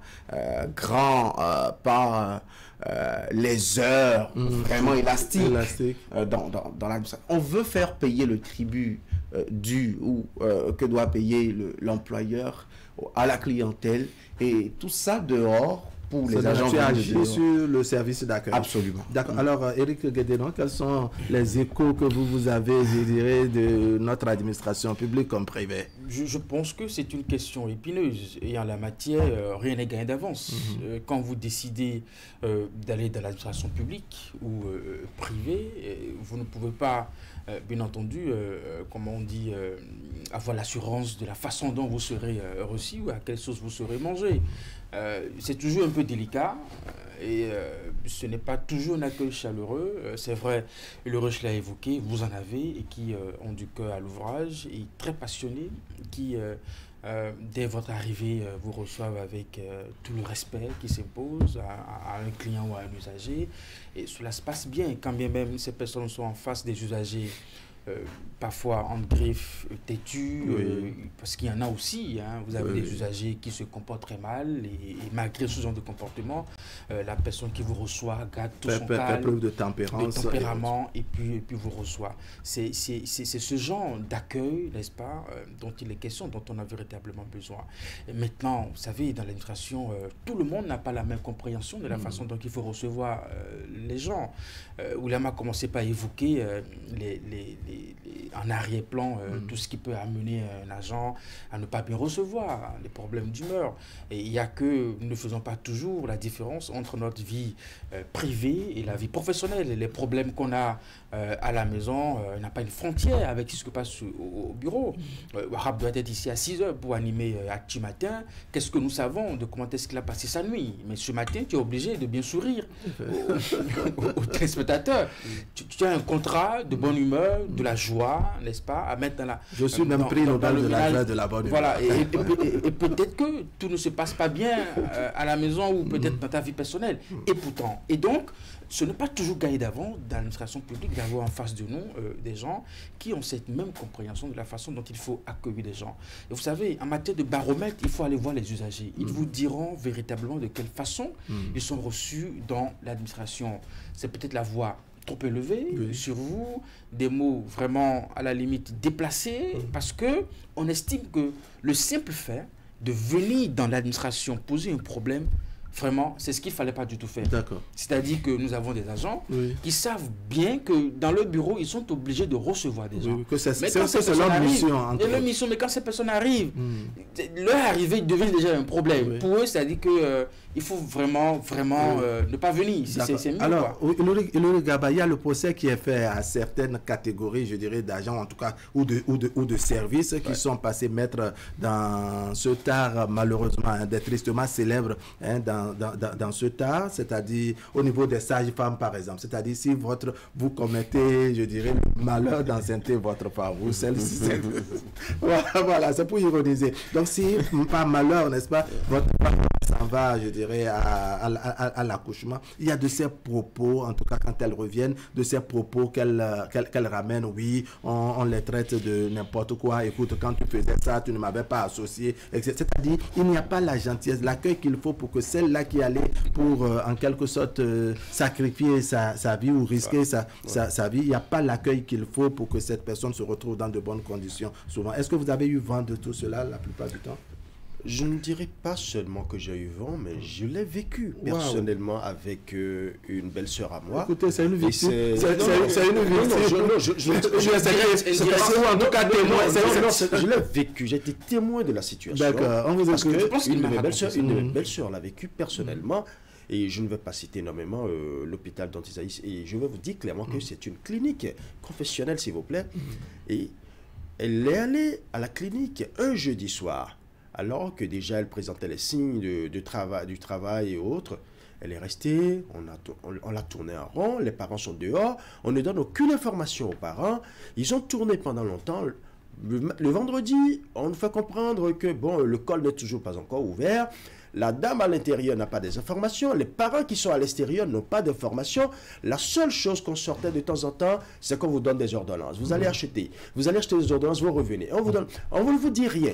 Le comble, on vous tourne comme ça pendant longtemps. Il a fallu que les parents commencent par crier, vous dire, attendez, la dame est à l'intérieur, vous l'avez mise à l'intérieur, vous ne donnez pas d'informations, mais dehors, vous ne nous donnez non plus aucune information. La seule chose que vous sortez, c'est des informations. Et tenez-vous bien tranquille. Du jeudi au samedi, toutes les femmes, toutes les parturientes qui sont passées par là sont passées par voie césarienne. Elles ont toutes été césarisées. Et c'est comme si il y a une politique qui est mise en place pour finir toujours ici en tant que femme césarisée. Cela pose un véritable problème. Il a fallu que la famille Tempête, nous avons dû déplacer la dame alors qu'elle était déjà pratiquement dans une situation confuse. Elle était malmenée. Là, il y a des sages-femmes qui lui disaient clairement, tu allais manger quoi, tu allais boire quoi sur la grossesse, et le col ne s'ouvre pas. En fait, une femme qui est en train de faire son tout premier geste, son tout premier geste. Vous imaginez quand c'est la première grossesse, c'est difficile à supporter déjà mentalement, et que cette jeune dame se retrouve là, dans le lit d'hôpital, et qu'au lieu de la consoler, au lieu de l'accompagner, je pense que psychologiquement, il y a un travail à faire à ce niveau-là. Malheureusement, on l'a torturée. On a dû déplacer la dame. Et vous imaginez que à un moment donné, on l'a mis sous respiratoire, sous assistance respiratoire, sans rien dire aux parents. Et il a fallu que ce soit son époux qui force pour la voir avant de constater que la dame est sous assistance respiratoire. Et on lui faisait y croire qu'on ne sent plus les battements du cœur de l'enfant dans le ventre, qu'il se peut qu'on perde l'enfant et que la famille prépare déjà 350 000 francs pour qu'on aille la césariser. On a dû déplacer la dame. Ça, je vous parle d'un cas réel. On a dû déplacer la dame et on l'a envoyée dans un autre hôpital. Et sur place, d'autres sages-femmes ont fait le travail qu'il fallait. Et la dame a accouché d'un beau bébé, un beau garçon qui vit aujourd'hui. C'est pour vous faire comprendre que autant... Et non pas césarienne. Et non pas césarienne. Autant de femmes, autant de sages-femmes ne font pas bien leur travail, autant je respecte ces sages-femmes qui font bien et de façon parfaite leur travail. Ce n'est pas une question de corporation, c'est une question de conscience individuelle. Autant vous en avez au niveau des sages-femmes, autant vous en avez dans la médecine, autant vous en avez dans l'administration publique de façon générale, même là où nous allons faire nos documents et consorts. Donc c'est pour vous faire comprendre que chaque citoyen, là où il est appelé à faire son travail, doit pouvoir le faire avec honnêteté et avec conscience professionnelle. Vous imaginez, il a fallu qu'il y ait prise de langue, échange de langue entre les parents et l'administration avant qu'ils ne comprennent que là, la situation est en train de dégénérer. Donc, vous envoyez vos parents à l'hôpital pour les faire, pour les protéger, mais pour les guérir, pour les protéger, mais vous êtes obligé encore de suivre. Alors, William, avant la question suivante, vous avez des exemples comme ça? Ce n'est pas dans le domaine de la médecine. Moi, j'ai connu plutôt un cas d'accidenté. Et je veux bien ne pas aller dans certains détails, mais vous voyez combien au nom d'une certaine fatigue, ou je ne sais pas ce qui peut motiver un agent, mais quand même commis, formé, à qui on a appris la sacralité de la vie humaine et de la sensibilité de la vie humaine, qui a prêté serment. Je ne comprends pas si c'est la routine ou le nombre de décès qu'on a vus devant soi qui amène à avoir être vraiment imperméable. Vraiment un mépris. Je sais que parfois, les agents de santé, ça, je trahis aucun secret, simulent l'émotion. Parce qu'ils ont tellement vu la douleur que finalement, ils ont un petit problème avec. Et je sais que dans leur carrière, ils n'ont pas le suivi qu'il faut pour vraiment être remis à neuf, pour supporter tout ça. Quelqu'un qui a vu le sang dégouliner pendant 25 ans, ne lui demandez pas de frémir, avoir quelques gouttes de sang. Je le sais. Mais à côté, je suis étonné du grand mépris de quelqu'un qui survolte, qui est en larmes pour une douleur d'un pied finalement à opérer en traumatologie. Franchement, je me demande où est la conscience. Parce que, Ulrich l'a dit, l'accueil, l'information, la discussion, tout ça est déjà de nature à commencer par guérir votre malade. Et je crois qu'on le dit dans la formation de ces préposés du service public que nous voyons au niveau des baies vitrines, des baies vitrées, pardon. Je crois qu'on le dit aux médecins, on le dit aux sages-femmes, on le dit à toute autre personne qui accueille, mais je pense qu'on ne le dit peut-être pas suffisamment. C'est-à-dire, ils en sont conscients. Ils savent que parce qu'ils sont les premiers à accueillir des personnes en détresse, des personnes en besoin. Parfois c'est pas de la détresse, c'est comme pour un cas de santé. C'est juste un besoin d'un document. Des gens sont allés même jusqu'à créer un passeport VIP parce qu'on sait combien les gens ont des sueurs froides pour un passeport parce que le voyage est imminent, une chose ou l'autre. Bref, il y a toujours une raison, une inquiétude, une préoccupation qui amène un citoyen, un usager à quitter je ne sais où pour s'adresser à un service public quelconque. Pour ça, déjà la quête, l'inquiétude, la petite peur qui loge dans le ventre de cet intéressé, il faut commencer par le dissuader, la dissuader cette peur. Cela n'arrive pas toujours. Je reconnais qu'il y en a qui font un effort surhumain, sans moyens à côté, sans motivation réelle, sans raison réelle de toujours croire au professionnalisme dans un contexte où, franchement, l'environnement n'en donne pas la possibilité ou l'émulation, là c'est une émulation, mais le grand nombre, sans avoir mesuré un appareil ou un baromètre, le grand nombre semble laisser insatisfait. D'accord. Alors, Eric Guédédon, il y a un aspect qui vous intéresse. Oui, en la matière, c'est sûr que si nous allons donner des exemples, c'est sûr qu'on ne va pas finir. On ne va pas quitter ici comme disent les Ivoiriens. Mais par contre, mon exemple qui m'a beaucoup séduit, c'est le comportement d'un agent qui s'est montré très respectueux vis-à-vis de quelqu'un qui, à la limite, tenait des propos injurieux à l'endroit de l'agent. Nous étions un certain nombre dans le bureau, chacun avait son dossier. D'abord, tu viens, tu n'es pas le premier à être là, parce que tu es dans un costume très joli. Bon, à la limite, on se dit que bon, c'est quelqu'un qui a un bon statut dans la société. C'est un maître, quoi.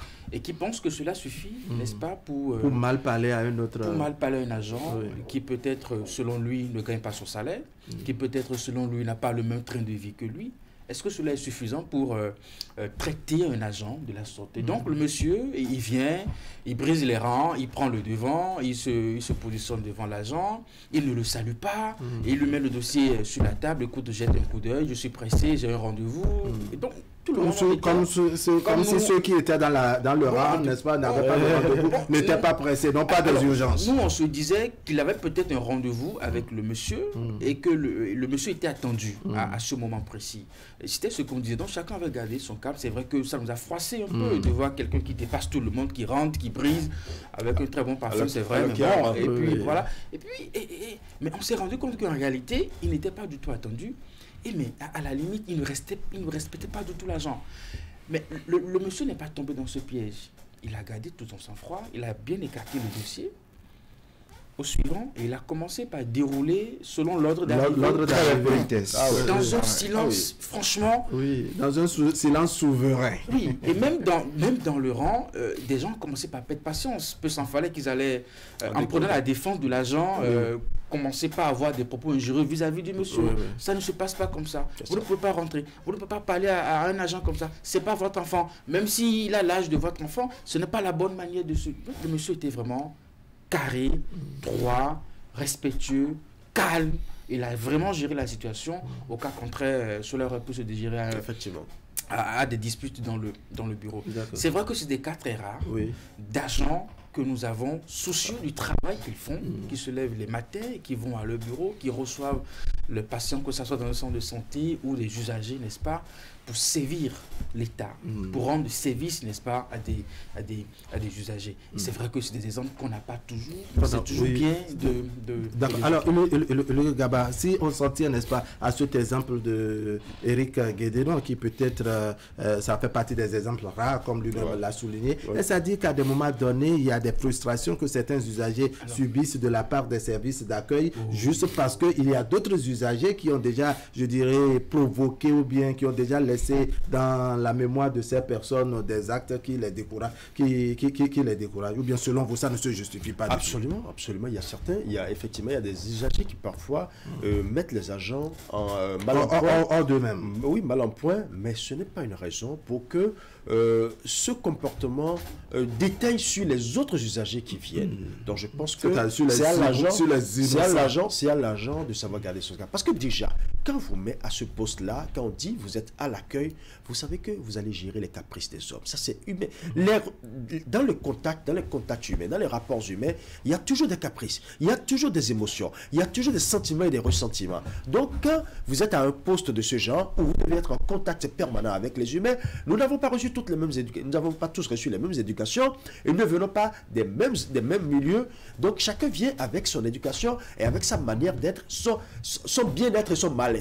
Du coup, quand vous venez à ces endroits, vous savez que celui qui vient peut être gentil, peut être courtois, comme il peut ne pas l'être. Si c'est vous l'agent, c'est à vous de savoir comment le gérer avec un calme olympien, tel que Eric l'a décrit dans son exemple tout à l'heure. C'est vrai qu'il y a des agents, effectivement, qui savent garder la tête haute et gérer la situation avec beaucoup de calme. C'est une manière de dire que celui-là, il se connaît, il sait qui il est. Oui. Par contre, il y a d'autres qui vont se lâcher. Et ils vont se dire, mais écoutez monsieur, c'est pas vous qui m'avez positionné ici, c'est pas vous qui me payez mon salaire, et ça allait dégénérer. Et ça va dégénérer. Du coup, à la fin, on ne retiendra plus la provocation de l'usager. On retiendra uniquement la réaction de l'agent qui est là. Donc, en résumé, il faut que le service d'accueil, n'est-ce pas, également tienne compte de tous ces différents paramètres pour rester zen, comme on dit. Il y a une question de perception et de compréhension. Alors, si on s'entend que dans une administration, tout commence par l'accueil. Vous savez, c'est la vitrine d'une administration. On mise tellement sur l'accueil parce que la qualité du service dépend déjà des quelques minutes que le client ou l'usager passe avec cet agent qui est à l'accueil. Ou parfois juste le secrétariat, parce qu'il y a des endroits où l'accueil c'est le secrétariat. C'est-à-dire que ce sont des agents que l'entreprise accompagne. Dans ce rôle, on ne les charge pas trop, on essaie de l'accorder un bon traitement, on essaye quand même pour que le stress ne soit pas sur eux, pour que ils présentent toujours un bon visage, n'est-ce pas, aux usagers. On va même juste à créer des cadres comment on dit, de distraction à la pause, des services de gardiennage pour des enfants au cas où c'est une dame qui a un enfant. En tout cas, pour permettre à cet agent qui est là à ce moment précis d'être toujours quelqu'un qui accueille bien garder le moral haut, les usagers. C'est vrai qu'aujourd'hui, avec ce que nous observons comme dématérialisation, on a de moins en moins de contact physique avec l'administration. Mais le contact physique zéro, c'est pour l'an 3000. Pour beaucoup de services aujourd'hui, avec l'ANIP, sur Internet, on peut se passer véritablement de se déplacer, d'aller véritablement voir quelqu'un. Il y a aussi donc le fait que dans l'administration, il y a le trop plein de travail qui pèse aussi sur des agents. Ils ont toute une pile de dossiers à consulter, à émarger, à vérifier, et puis tout ça. Franchement, cela en rajoute véritablement au stress et parfois à la mauvaise réunion de la journée, après venu s'asseoir, recevoir les gens. Donc, il y a aussi vraiment le fait que c'est des gens parfois vraiment débordés. Et ils ne sont pas des robots, nous parlons des humains. Il doit rentrer à la maison, s'occuper de sa famille, revenir le lendemain, gérer les problèmes de sa vie, puisqu'il y en a toujours. Et revenir maintenant affronter le visage des usagers. Parfois. Alors, William Cliquant, on sait que c'est une pratique, en tout cas la qualité, la bonne ou la mauvaise qualité de l'accueil, c'est une pratique ou une réalité qui date pas d'aujourd'hui. Eric évoquait les questions de dématérialisation qu'on a connues à travers les différentes réformes et autres, mais on estime que c'est même de nature à rendre un peu acariâtre les services d'accueil, parce que là c'est un peu comme si ils n'ont plus rien par le passé à travers les anciennes pratiques qu'on a longtemps dénoncées. Absolument. Avant de dire un mot là-dessus, j'aimerais parler des gens qui amènent leurs problèmes d'éducation devant les services publics et privés. Services publics et privés. En fait, avoir beaucoup de diplômes, c'est pas être bien éduqué. Vous pouvez avoir une thèse de doctorat et être l'incarnation de la maléducation, en fait. Ou la matérialisation concrète des carences d'éducation les plus flagrantes qui soient au XXIe siècle. Ne pas pouvoir dire bonjour à quelqu'un. Pas que ça. Non, si. Le monde évolue. Oui, le monde évolue, mais en fait, si quelqu'un, même si votre costume coûte le prix de celui de Patrice Talon, et que vous êtes capable de saluer des gens que vous dépassez dans un rang, vous allez vous mettre devant un agent que vous n'êtes pas capable, à qui vous n'êtes pas capable de dire bonjour, attention, quel que soit votre costume et quel que soit le diplôme, vous êtes peut-être plus titulaire ou prix Nobel comme Michel Bocor, vous avez un problème d'éducation. Et il faut vous en guérir. Il faut pallier ce problème. Ça devient un mal, surtout quand vous arrivez à ce palier qu'on vous reproche les questions. Quand vous passez si haut dans la société, parce que la société, jalouse de ses valeurs et de ses mœurs, ne vous accrédite pas totalement dans ce standing, ne vous donne pas la licence totale de ce standing que vous vous arrogez. Cette plume de pan que vous tirez, tant que vous avez des plaies béantes, des gangrènes, je ne sais pas, comme celle-là, des problèmes de politesse, de civisme, de conduite, ça s'apprend au CM2, ça s'apprend au CE2. Ce n'est pas pour ceux qui ont de grands diplômes. Quand j'ai fini de dire ça, cela ne justifie pas non plus, ou ne fonde pas l'agent qui, au nom de 3-4 agents qui lui ont pourri la journée, déverser cette charge sur les pauvres innocents bien éduqués qui amèneront leur tronche dans l'après-midi ou dans la suite de la journée. Parlons de la dématérialisation. Bon, vous savez, entre-temps, les billets de banque passaient dans beaucoup de mains et ça arrangeait par endroits. Parce qu'il y avait le surplus parfois ou le surplus... les histoires de garde, les histoires de garde de la monnaie. Voilà, les histoires de... Il n'y a plus les gardes de la monnaie. C'est le surplus provoqué. Voilà, il y a les surplus provoqués aussi, avec les tracasseries administratives. On en ajoute un peu et on rencontre parfois des usagers qui savent... Non, c'était juste un mécanisme pour empêcher que le vent emporte... Il fallait les pierres. Il fallait les pierres sur les dossiers. Pour que le dossier, le vent ne l'emporte pas. Sinon que même quand vous venez et que l'agent lui-même il prend votre dossier et qu'il pèse et qu'il se rend compte que le dossier n'est pas lourd, bon, vous êtes sûr de que c'est tout on vous a constaté qu'il y a une page qui manque à votre dossier. Il prend bien le temps de... Non, mais il y a même que... Et on vous demande si vous êtes sûr qu'il n'y a pas une page qui manque. Je me suis étonné d'entendre quelqu'un dire que sociologiquement, on ne devrait pas classer des choses comme celle-là comme étant des corruptions chez nous, que ça relève de l'ordre normal. Je pense que c'est anti-développement. Justement, par rapport à ces surplus provoqués, vous savez qu'il arrive un moment où l'accueil est là, mais ce n'est plus l'accueil qui accueille. C'est plutôt les techniciens de surface, ces agents de... La clé d'étude. Exactement. Ceux qui jouent les clés. Ceux qui jouent les clés, les petits commissionnaires. Du service public. Ils sont à l'affût de tout. Et ils mettent leurs compétences au service de la conversation. Ce qui est intéressant, ils suivent toutes les conversations. Vous allez vers l'accueil, on vous reçoit peut-être un mal là-bas, il vous dit rien. Il est calme dans son coin. Et vous allez vous asseoir en train de digérer un peu votre frustration et en nettoyant, il vient à côté de dire, tonton, vous cherchez quelqu'un, non? Ah, vous avez tel truc, non, allez dans tel bureau, tel monsieur va vous orienter, venez me voir, je vais vous accompagner. Et donc, ils sont d'une aide assez... Ils sont l'annexe, ils jouent les annexes des services d'accueil. Exactement. C'est ça. Non, mais vous comprenez. C'est un pays macole, justement. Donc, c'est du prépayé.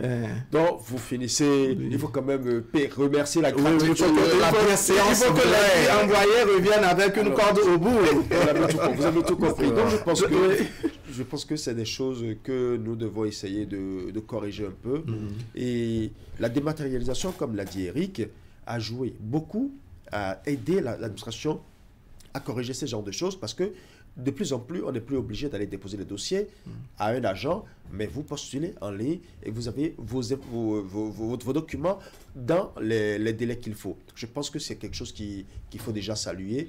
Et au niveau des agents maintenant, il faut aussi que le service soit vraiment sincère parce qu'au-delà de tout, vous le faites d'abord pour vous-même, pour votre pays. C'est vrai qu'on va dire, il y avait de l'argent qui glissait, de l'argent qu'on va maintenant payer au trésor. Parce que quand l'argent circulait de main à main, il y a beaucoup de choses qui se passaient. Il y avait des intérêts, de petits intérêts. Mais aujourd'hui, on vous dit, plus personne ne prend l'argent, vous allez payer au trésor et vous ramenez le... On dit que c'est de nature à rendre acariate, je dirais, les usagers, les services d'accueil, parce que oui, désormais, l'argent les contourne et autres, donc ce n'est pas de nature à les rendre gais, n'est-ce pas, pour faire le travail qu'il faut. Vous voyez les choses de cette manière? Non, du tout pas. Ça fait forcément un manque à gagner, il faut le reconnaître, parce que c'est une pratique qui était très répandue. Quand le contact physique y était avec un dossier, eh bien... ça nous amenait à avoir de mauvaises habitudes. Voilà. Bon, maintenant que le service est plutôt numérique, que le contact physique augmenter certaines pages, ça fait forcément un manque à gagner. Et peut-être que ça participe aussi de ce que, pour les services qu'on n'a pas encore réussi à dématérialiser, ça fait une forme de frustration qui est générée et qui rend parfois l'accueil mauvais. Je pense aussi que si on veut décourager ce genre de comportement, il faut commencer par encourager, par féliciter ces agents qui, malgré tout, essayent quand même de rendre l'accueil de très bonne qualité. Il n'est pas rare de rentrer dans des services où vous avez le nom des agents qu'on félicite, que le DG félicite. Par exemple, on estime que Ulrich Gaba, pour ce mois d'août, c'est l'employé le plus ponctuel, le plus productif, accueille bien, et puis on encourage. Ça participe au niveau de l'entreprise. C'est le cas pour 2023. Ça participe pour l'entreprise, franchement, d'amener les agents à être dans des bonnes pratiques, voyez-vous. Mais aussi le directeur qui, depuis le haut de son bureau, ne reconnaît pas non plus le travail qui se fait au bas, au niveau de l'échelle. Les vigiles, les bonnes dames qui sont à l'accueil, au secrétariat et autres. Parce qu'on est chef, on rentre dans sa voiture, le chauffeur vous gare jusqu'à l'entrée de votre bureau, vous montez, et vous ne vous préoccupez pas non plus de ce qui se passe autour de vous. Ça aussi, ça n'est pas bien. C'est des subtilités, c'est des détails non négligeables qu'on peut appliquer dans une administration pour permettre aux agents de se sentir bien et de bien recevoir, n'est-ce pas, les agents. William Kilkan, les usagers. Alors, William Kilkan, comment corriger cet état de choses, en tout cas tous ces différents aspects que nous avons dénoncés, parce qu'on est unanime sur le fait que c'est dans tous les secteurs qu'on trouve, je dirais, ces maladresses au niveau des services d'accueil. On s'était retrouvé dans une administration. Le monsieur, je pense qu'il avait faim. Il avait faim. Donc, on venait de lui apporter à manger. C'était pas l'heure de la pause non plus, et puis tout ça. Et puis, on était tous assis, alliés, mais il mangeait, il nous regardait. Il mangeait, il nous regardait. Bon, quand est-ce qu'il va nous recevoir? Il mange. Franchement, il y avait l'odeur de la nourriture un peu partout. Bon, nous, on a compris, hein, c'est pas un problème. Un agent qui est en service et qui a faim, il faut lui laisser le temps de régler le problème de ventre, après de s'occuper de nous. Et donc, il y a aussi que nous, aux usagers, on doit aussi faire preuve de tolérance. De tolérance et de compréhension. Les personnes que nous allons rencontrer. Et espérer le retour de l'autre côté. Nous, ça nous a beaucoup amusé. Monsieur, prenez tout votre temps. On n'est pas, prenez tout votre temps. Ça nous a beaucoup. Mais quand il a fini, il a eu encore l'énergie de vraiment, excusez-moi, j'ai rien avalé de toute la journée. C'était quelque chose qui manquait. Donc, on doit pouvoir aussi. C'est pas parce qu'on dit généralement que le client est roi ou l'usager est roi que nous aussi, dans l'administration ou quand nous allons pour des services, on va se comporter comme l'empereur. On va se comporter, on ne se comporte plus comme roi, on se comporte comme empereur. Les empereurs des temps modernes. Les maréchals. Parce qu'ils sont là. Voilà, comme parce que c'est leur statut, ils sont censés être là, nous aussi. Alors, je pense. William, comment corriger la situation? La triade de la maxime un homme, une mission, des moyens. Ne demandez pas au vigile de devenir l'agent d'accueil de la structure. Il est là en tant que vigile. C'est ça. Oui. Si il est là en tant que vigile, ne lui demandez pas d'être à la fois vigile, à la fois attaché à la sécurité du patron, à la fois conseiller pour les petits déjeuners et goûter les agents de la maison. Et d'être le musclé face à garde vélo obligatoire. Garde vélo obligatoire. En fait, demandez-lui, soyez exigeant pour son rôle, justement, de veiller à la sécurité des moyens roulants, des biens et des personnes. Mais ne lui demandez pas au-delà. La dame à l'accueil. Il y a une complémentarité. Oui, il y a une complémentarité, mais par économie excessive, par parcimonie, n'empêchez pas l'entreprise de vivre en doublant la tâche. Parce qu'au nom de ça, il laissera garde vélo obligatoire pour l'argent pour qui, quand le déjeuner sera à 4 000, les 1 000 francs du billet de 5 000 vont lui rester. Parce que garde vélo obligatoire, il lui faut 10 motos pour avoir le reliquat qu'il a eu avec un agent. En fait, tout ça participe de l'émiettement, participe de la déconstruction. concentration. Et il faut motiver, je suis totalement d'accord qu'il faut motiver les agents au travail, traiter convenablement. On ne demande pas, on n'est pas au Qatar pour des salaires mirobolants. On est dans un pays dont on connaît le train de vie d'une manière ou d'une autre. Mais il faut rémunérer les gens en fonction de... à la hauteur de leur énergie déployée. Si on ne serait-ce qu'approximativement à comparer à ce qu'ils font. La sous-traitance, le mauvais traitement. Parfois, j'ai des amis qui traitent leur salaire de per diem. Quand c'est comme ça, ça devient vraiment problématique. Moi, je connais un cas où on est parti et que pour le mauvais accueil dont on a eu droit, n'est-ce pas, c'était lié au fait que dans le hall, il n'y avait pas, je dirais, le Wi-Fi qui fonctionnait. Donc, le service d'accueil était vraiment remonté parce que ça ne leur permet pas, en tout cas, pour le peu de télécharger les choses, de suivre des vidéos, de suivre des TikTok et autres. Elle a dit exactement 6 ans, TikTok dit. Ça veut dire que depuis le matin, je ne suis pas allé sur TikTok parce qu'il n'y a pas le Wi-Fi du hall ne fonctionnait pas. Et donc, c'était de nature à justifier le fait qu'elle pouvait tenir des propos déplacés à l'endroit des usagers. Alors, quelle thérapie proposez-vous, Ulrich Gaba, pour corriger, je dirais, ce que nous dénonçons depuis qu'on s'est assis ici?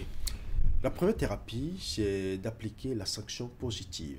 Parce que l'administration est habituée à la sanction négative. C'est-à-dire, celui qui fait mal, on lui envoie une demande d'explication, on peut lui adresser une mise à jour. Mais en réalité, il faut aussi encourager celui qui fait bien. L'agent qui travaille, qui s'évertue à donner le meilleur de lui-même, à rehausser la façade ou la vitrine de l'entreprise ou de l'administration, cet agent mérite aussi un regard. C'est vrai que j'ai vu par le passé, récemment, des lettres de félicitations qui étaient adressées à des directeurs au niveau des ministères ou certaines directions.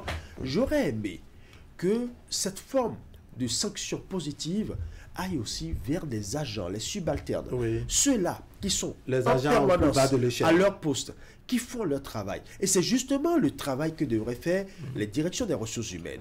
Identifier dans les services ceux-là qui sont vraiment professionnels, qui font leur travail avec doigté, avec rigueur, avec professionnalisme et qui rehaussent de par leur service la qualité de l'administration, l'image de l'administration. Je pense que c'est ce qu'il faut faire. Vous imaginez, même dans une école par exemple, vous avez des instituteurs ou des professeurs qui donnent le meilleur d'eux-mêmes, qui font en sorte que dans leur classe, les enfants, même s'ils étaient cancres ou qu'ils étaient carents, quand ils viennent chez eux, ils rehaussent leur niveau. Mais ces enseignants, ces professeurs, est-ce qu'ils sont vraiment toujours remerciés à leur juste valeur? Ça, c'est des questions qu'on se pose. Regardez le policier qui est au bord de la route, qui hume, fumée, tout ce que nous produisons comme pollution atmosphérique, il est là sur le carrefour. Nous passons le matin, nous le voyons là. Nous repassons le soir, nous le voyons là. Mais ces policiers qui sont là, qui sont des agents assermentés, qui travaillent de jour comme de nuit, qui accompagnent, est-ce qu'on les remercie comme cela se doit? Nous prenons ces médecins, ces infirmiers, vous allez dans les hôpitaux, ceux-là qui travaillent de jour comme de nuit. Parfois, vous allez à la garde, vous allez à 1h du matin, à 3h du matin pour une urgence sanitaire. Ils sont là, ils vous accueillent avec joie. Et ils vous donnent envie de vraiment vous sentir mieux. Je pense que tout cela, on doit pouvoir leur dire, oui, vous faites bien. Et c'est justement le moment pour nous de lancer un message au niveau des directions, des ressources humaines, des différentes administrations pour que ces personnes qui font bien leur travail soient identifiées, ne serait-ce que par une notification. Je dirais cette thérapie de Ulrich dans l'administration privée par exemple. Oui. Vous espérez ça dans l'administration privée? Oui, absolument. Parce que là encore, on peut l'explorer dans la mesure où le résultat qu'on attend de l'agent passe par la satisfaction de l'usager. Et cela est un élément de croissance pour l'entreprise. Voyez-vous, si arrivé à l'accueil, les usagers sont mal reçus, vous risquez de ne pas faire de chiffres, de résultats à la fin de chaque mois pour la vie de l'entreprise. Donc c'est un élément important. Dans ce que William disait tout à l'heure, permettez-moi de revenir en arrière. Moi, je suis pour l'idée de ce que dans une entreprise, c'est une question de famille et qu'il peut y avoir une complémentarité entre les agents et puis les services. Le vigile qui est recruté en tant que tel peut à un moment donné porter un coup de main à l'agent qui est à l'accueil et qui s'est absenté un moment, peut-être pour des besoins de toilette, le temps d'installer un invité et d'engager une discussion pour que la personne assermentée en matière d'accueil puisse véritablement reprendre le dossier au vol. C'est en bonne complicité. Pour moi, c'est d'abord la formation. Et là-dessus, je voudrais insister. Il faut renforcer les capacités de parlons en matière d'accueil, oui, c'est un mot, mais après, c'est beaucoup de détails. Quand moi j'étais à l'université, à l'école de journalisme, on avait un musée à l'intérieur. Et pour les étudiants qui exprimaient le désir, on faisait des stages ou des moments, on jouait le rôle de guide de musée. Et dans cet exercice, il faut recevoir des touristes, il faut bien les recevoir, bien les installer, les montrer les éléments qu'on avait au niveau de ce musée. Et puis après, il y a une formation en matière d'accueil pour guide de musée. On a passé 3 jours à parler rien que de l'accueil, des techniques, comment recevoir, comment parler. Quand vous êtes en face d'un usager qui vous défie, qui vous manque de respect, comment il faut le prendre, comment il faut le ramener. C'est beaucoup de choses. Et donc, il ne suffit pas de recruter des gens, de les mettre à l'accueil et d'estimer qu'on a fini de faire le travail.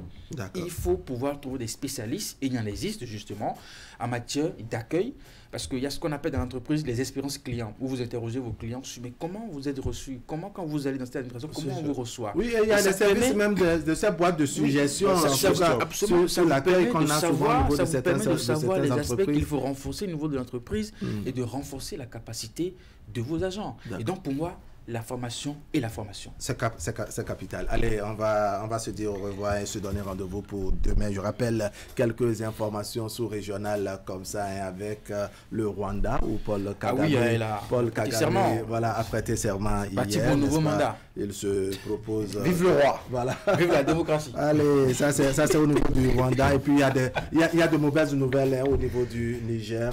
C'est un pays voisin qui traverse des moments difficiles avec les pluies diluviennes ces dernières semaines. Il y a eu de la tristesse au cours, en tout cas, si on s'en tient à ce qui a été déclaré par le gouvernement du Niger. On parle de 94 morts et plus de 135 000 sinistrés. Les zones les plus concernées, c'est beaucoup plus, je dirais, Difa, c'est Zender, c'est Maradi. On parle également des effondrements de plusieurs maisons assorties de la destruction de plusieurs hectares de terre agricole. Les images sont franchement, c'est un moment difficile que traverse le voisin du Niger. Et nous sommes de cœur avec notre pays frère et ami, le Niger, dans cette épreuve que le pays est en train de traverser.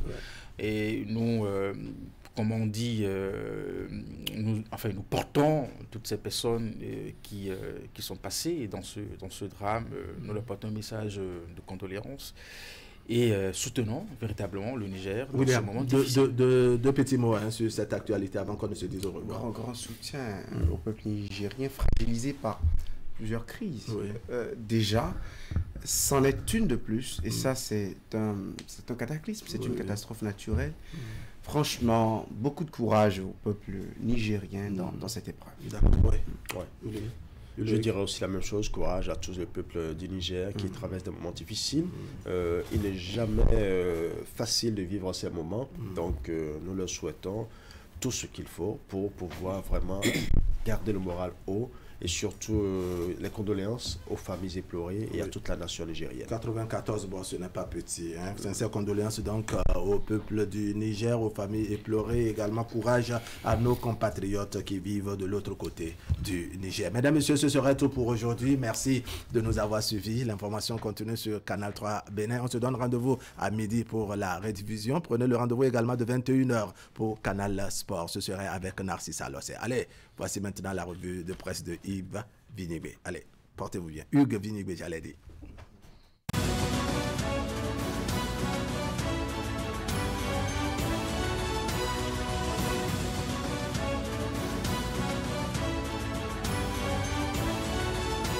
Bonjour à toutes et à tous. Cotonou et ses voisins coopèrent en vue du renforcement de la sécurité de l'espace maritime, zone E. Nous rapporte le matinal qui précise que l'opération Safe Domain Free est terminée avec succès.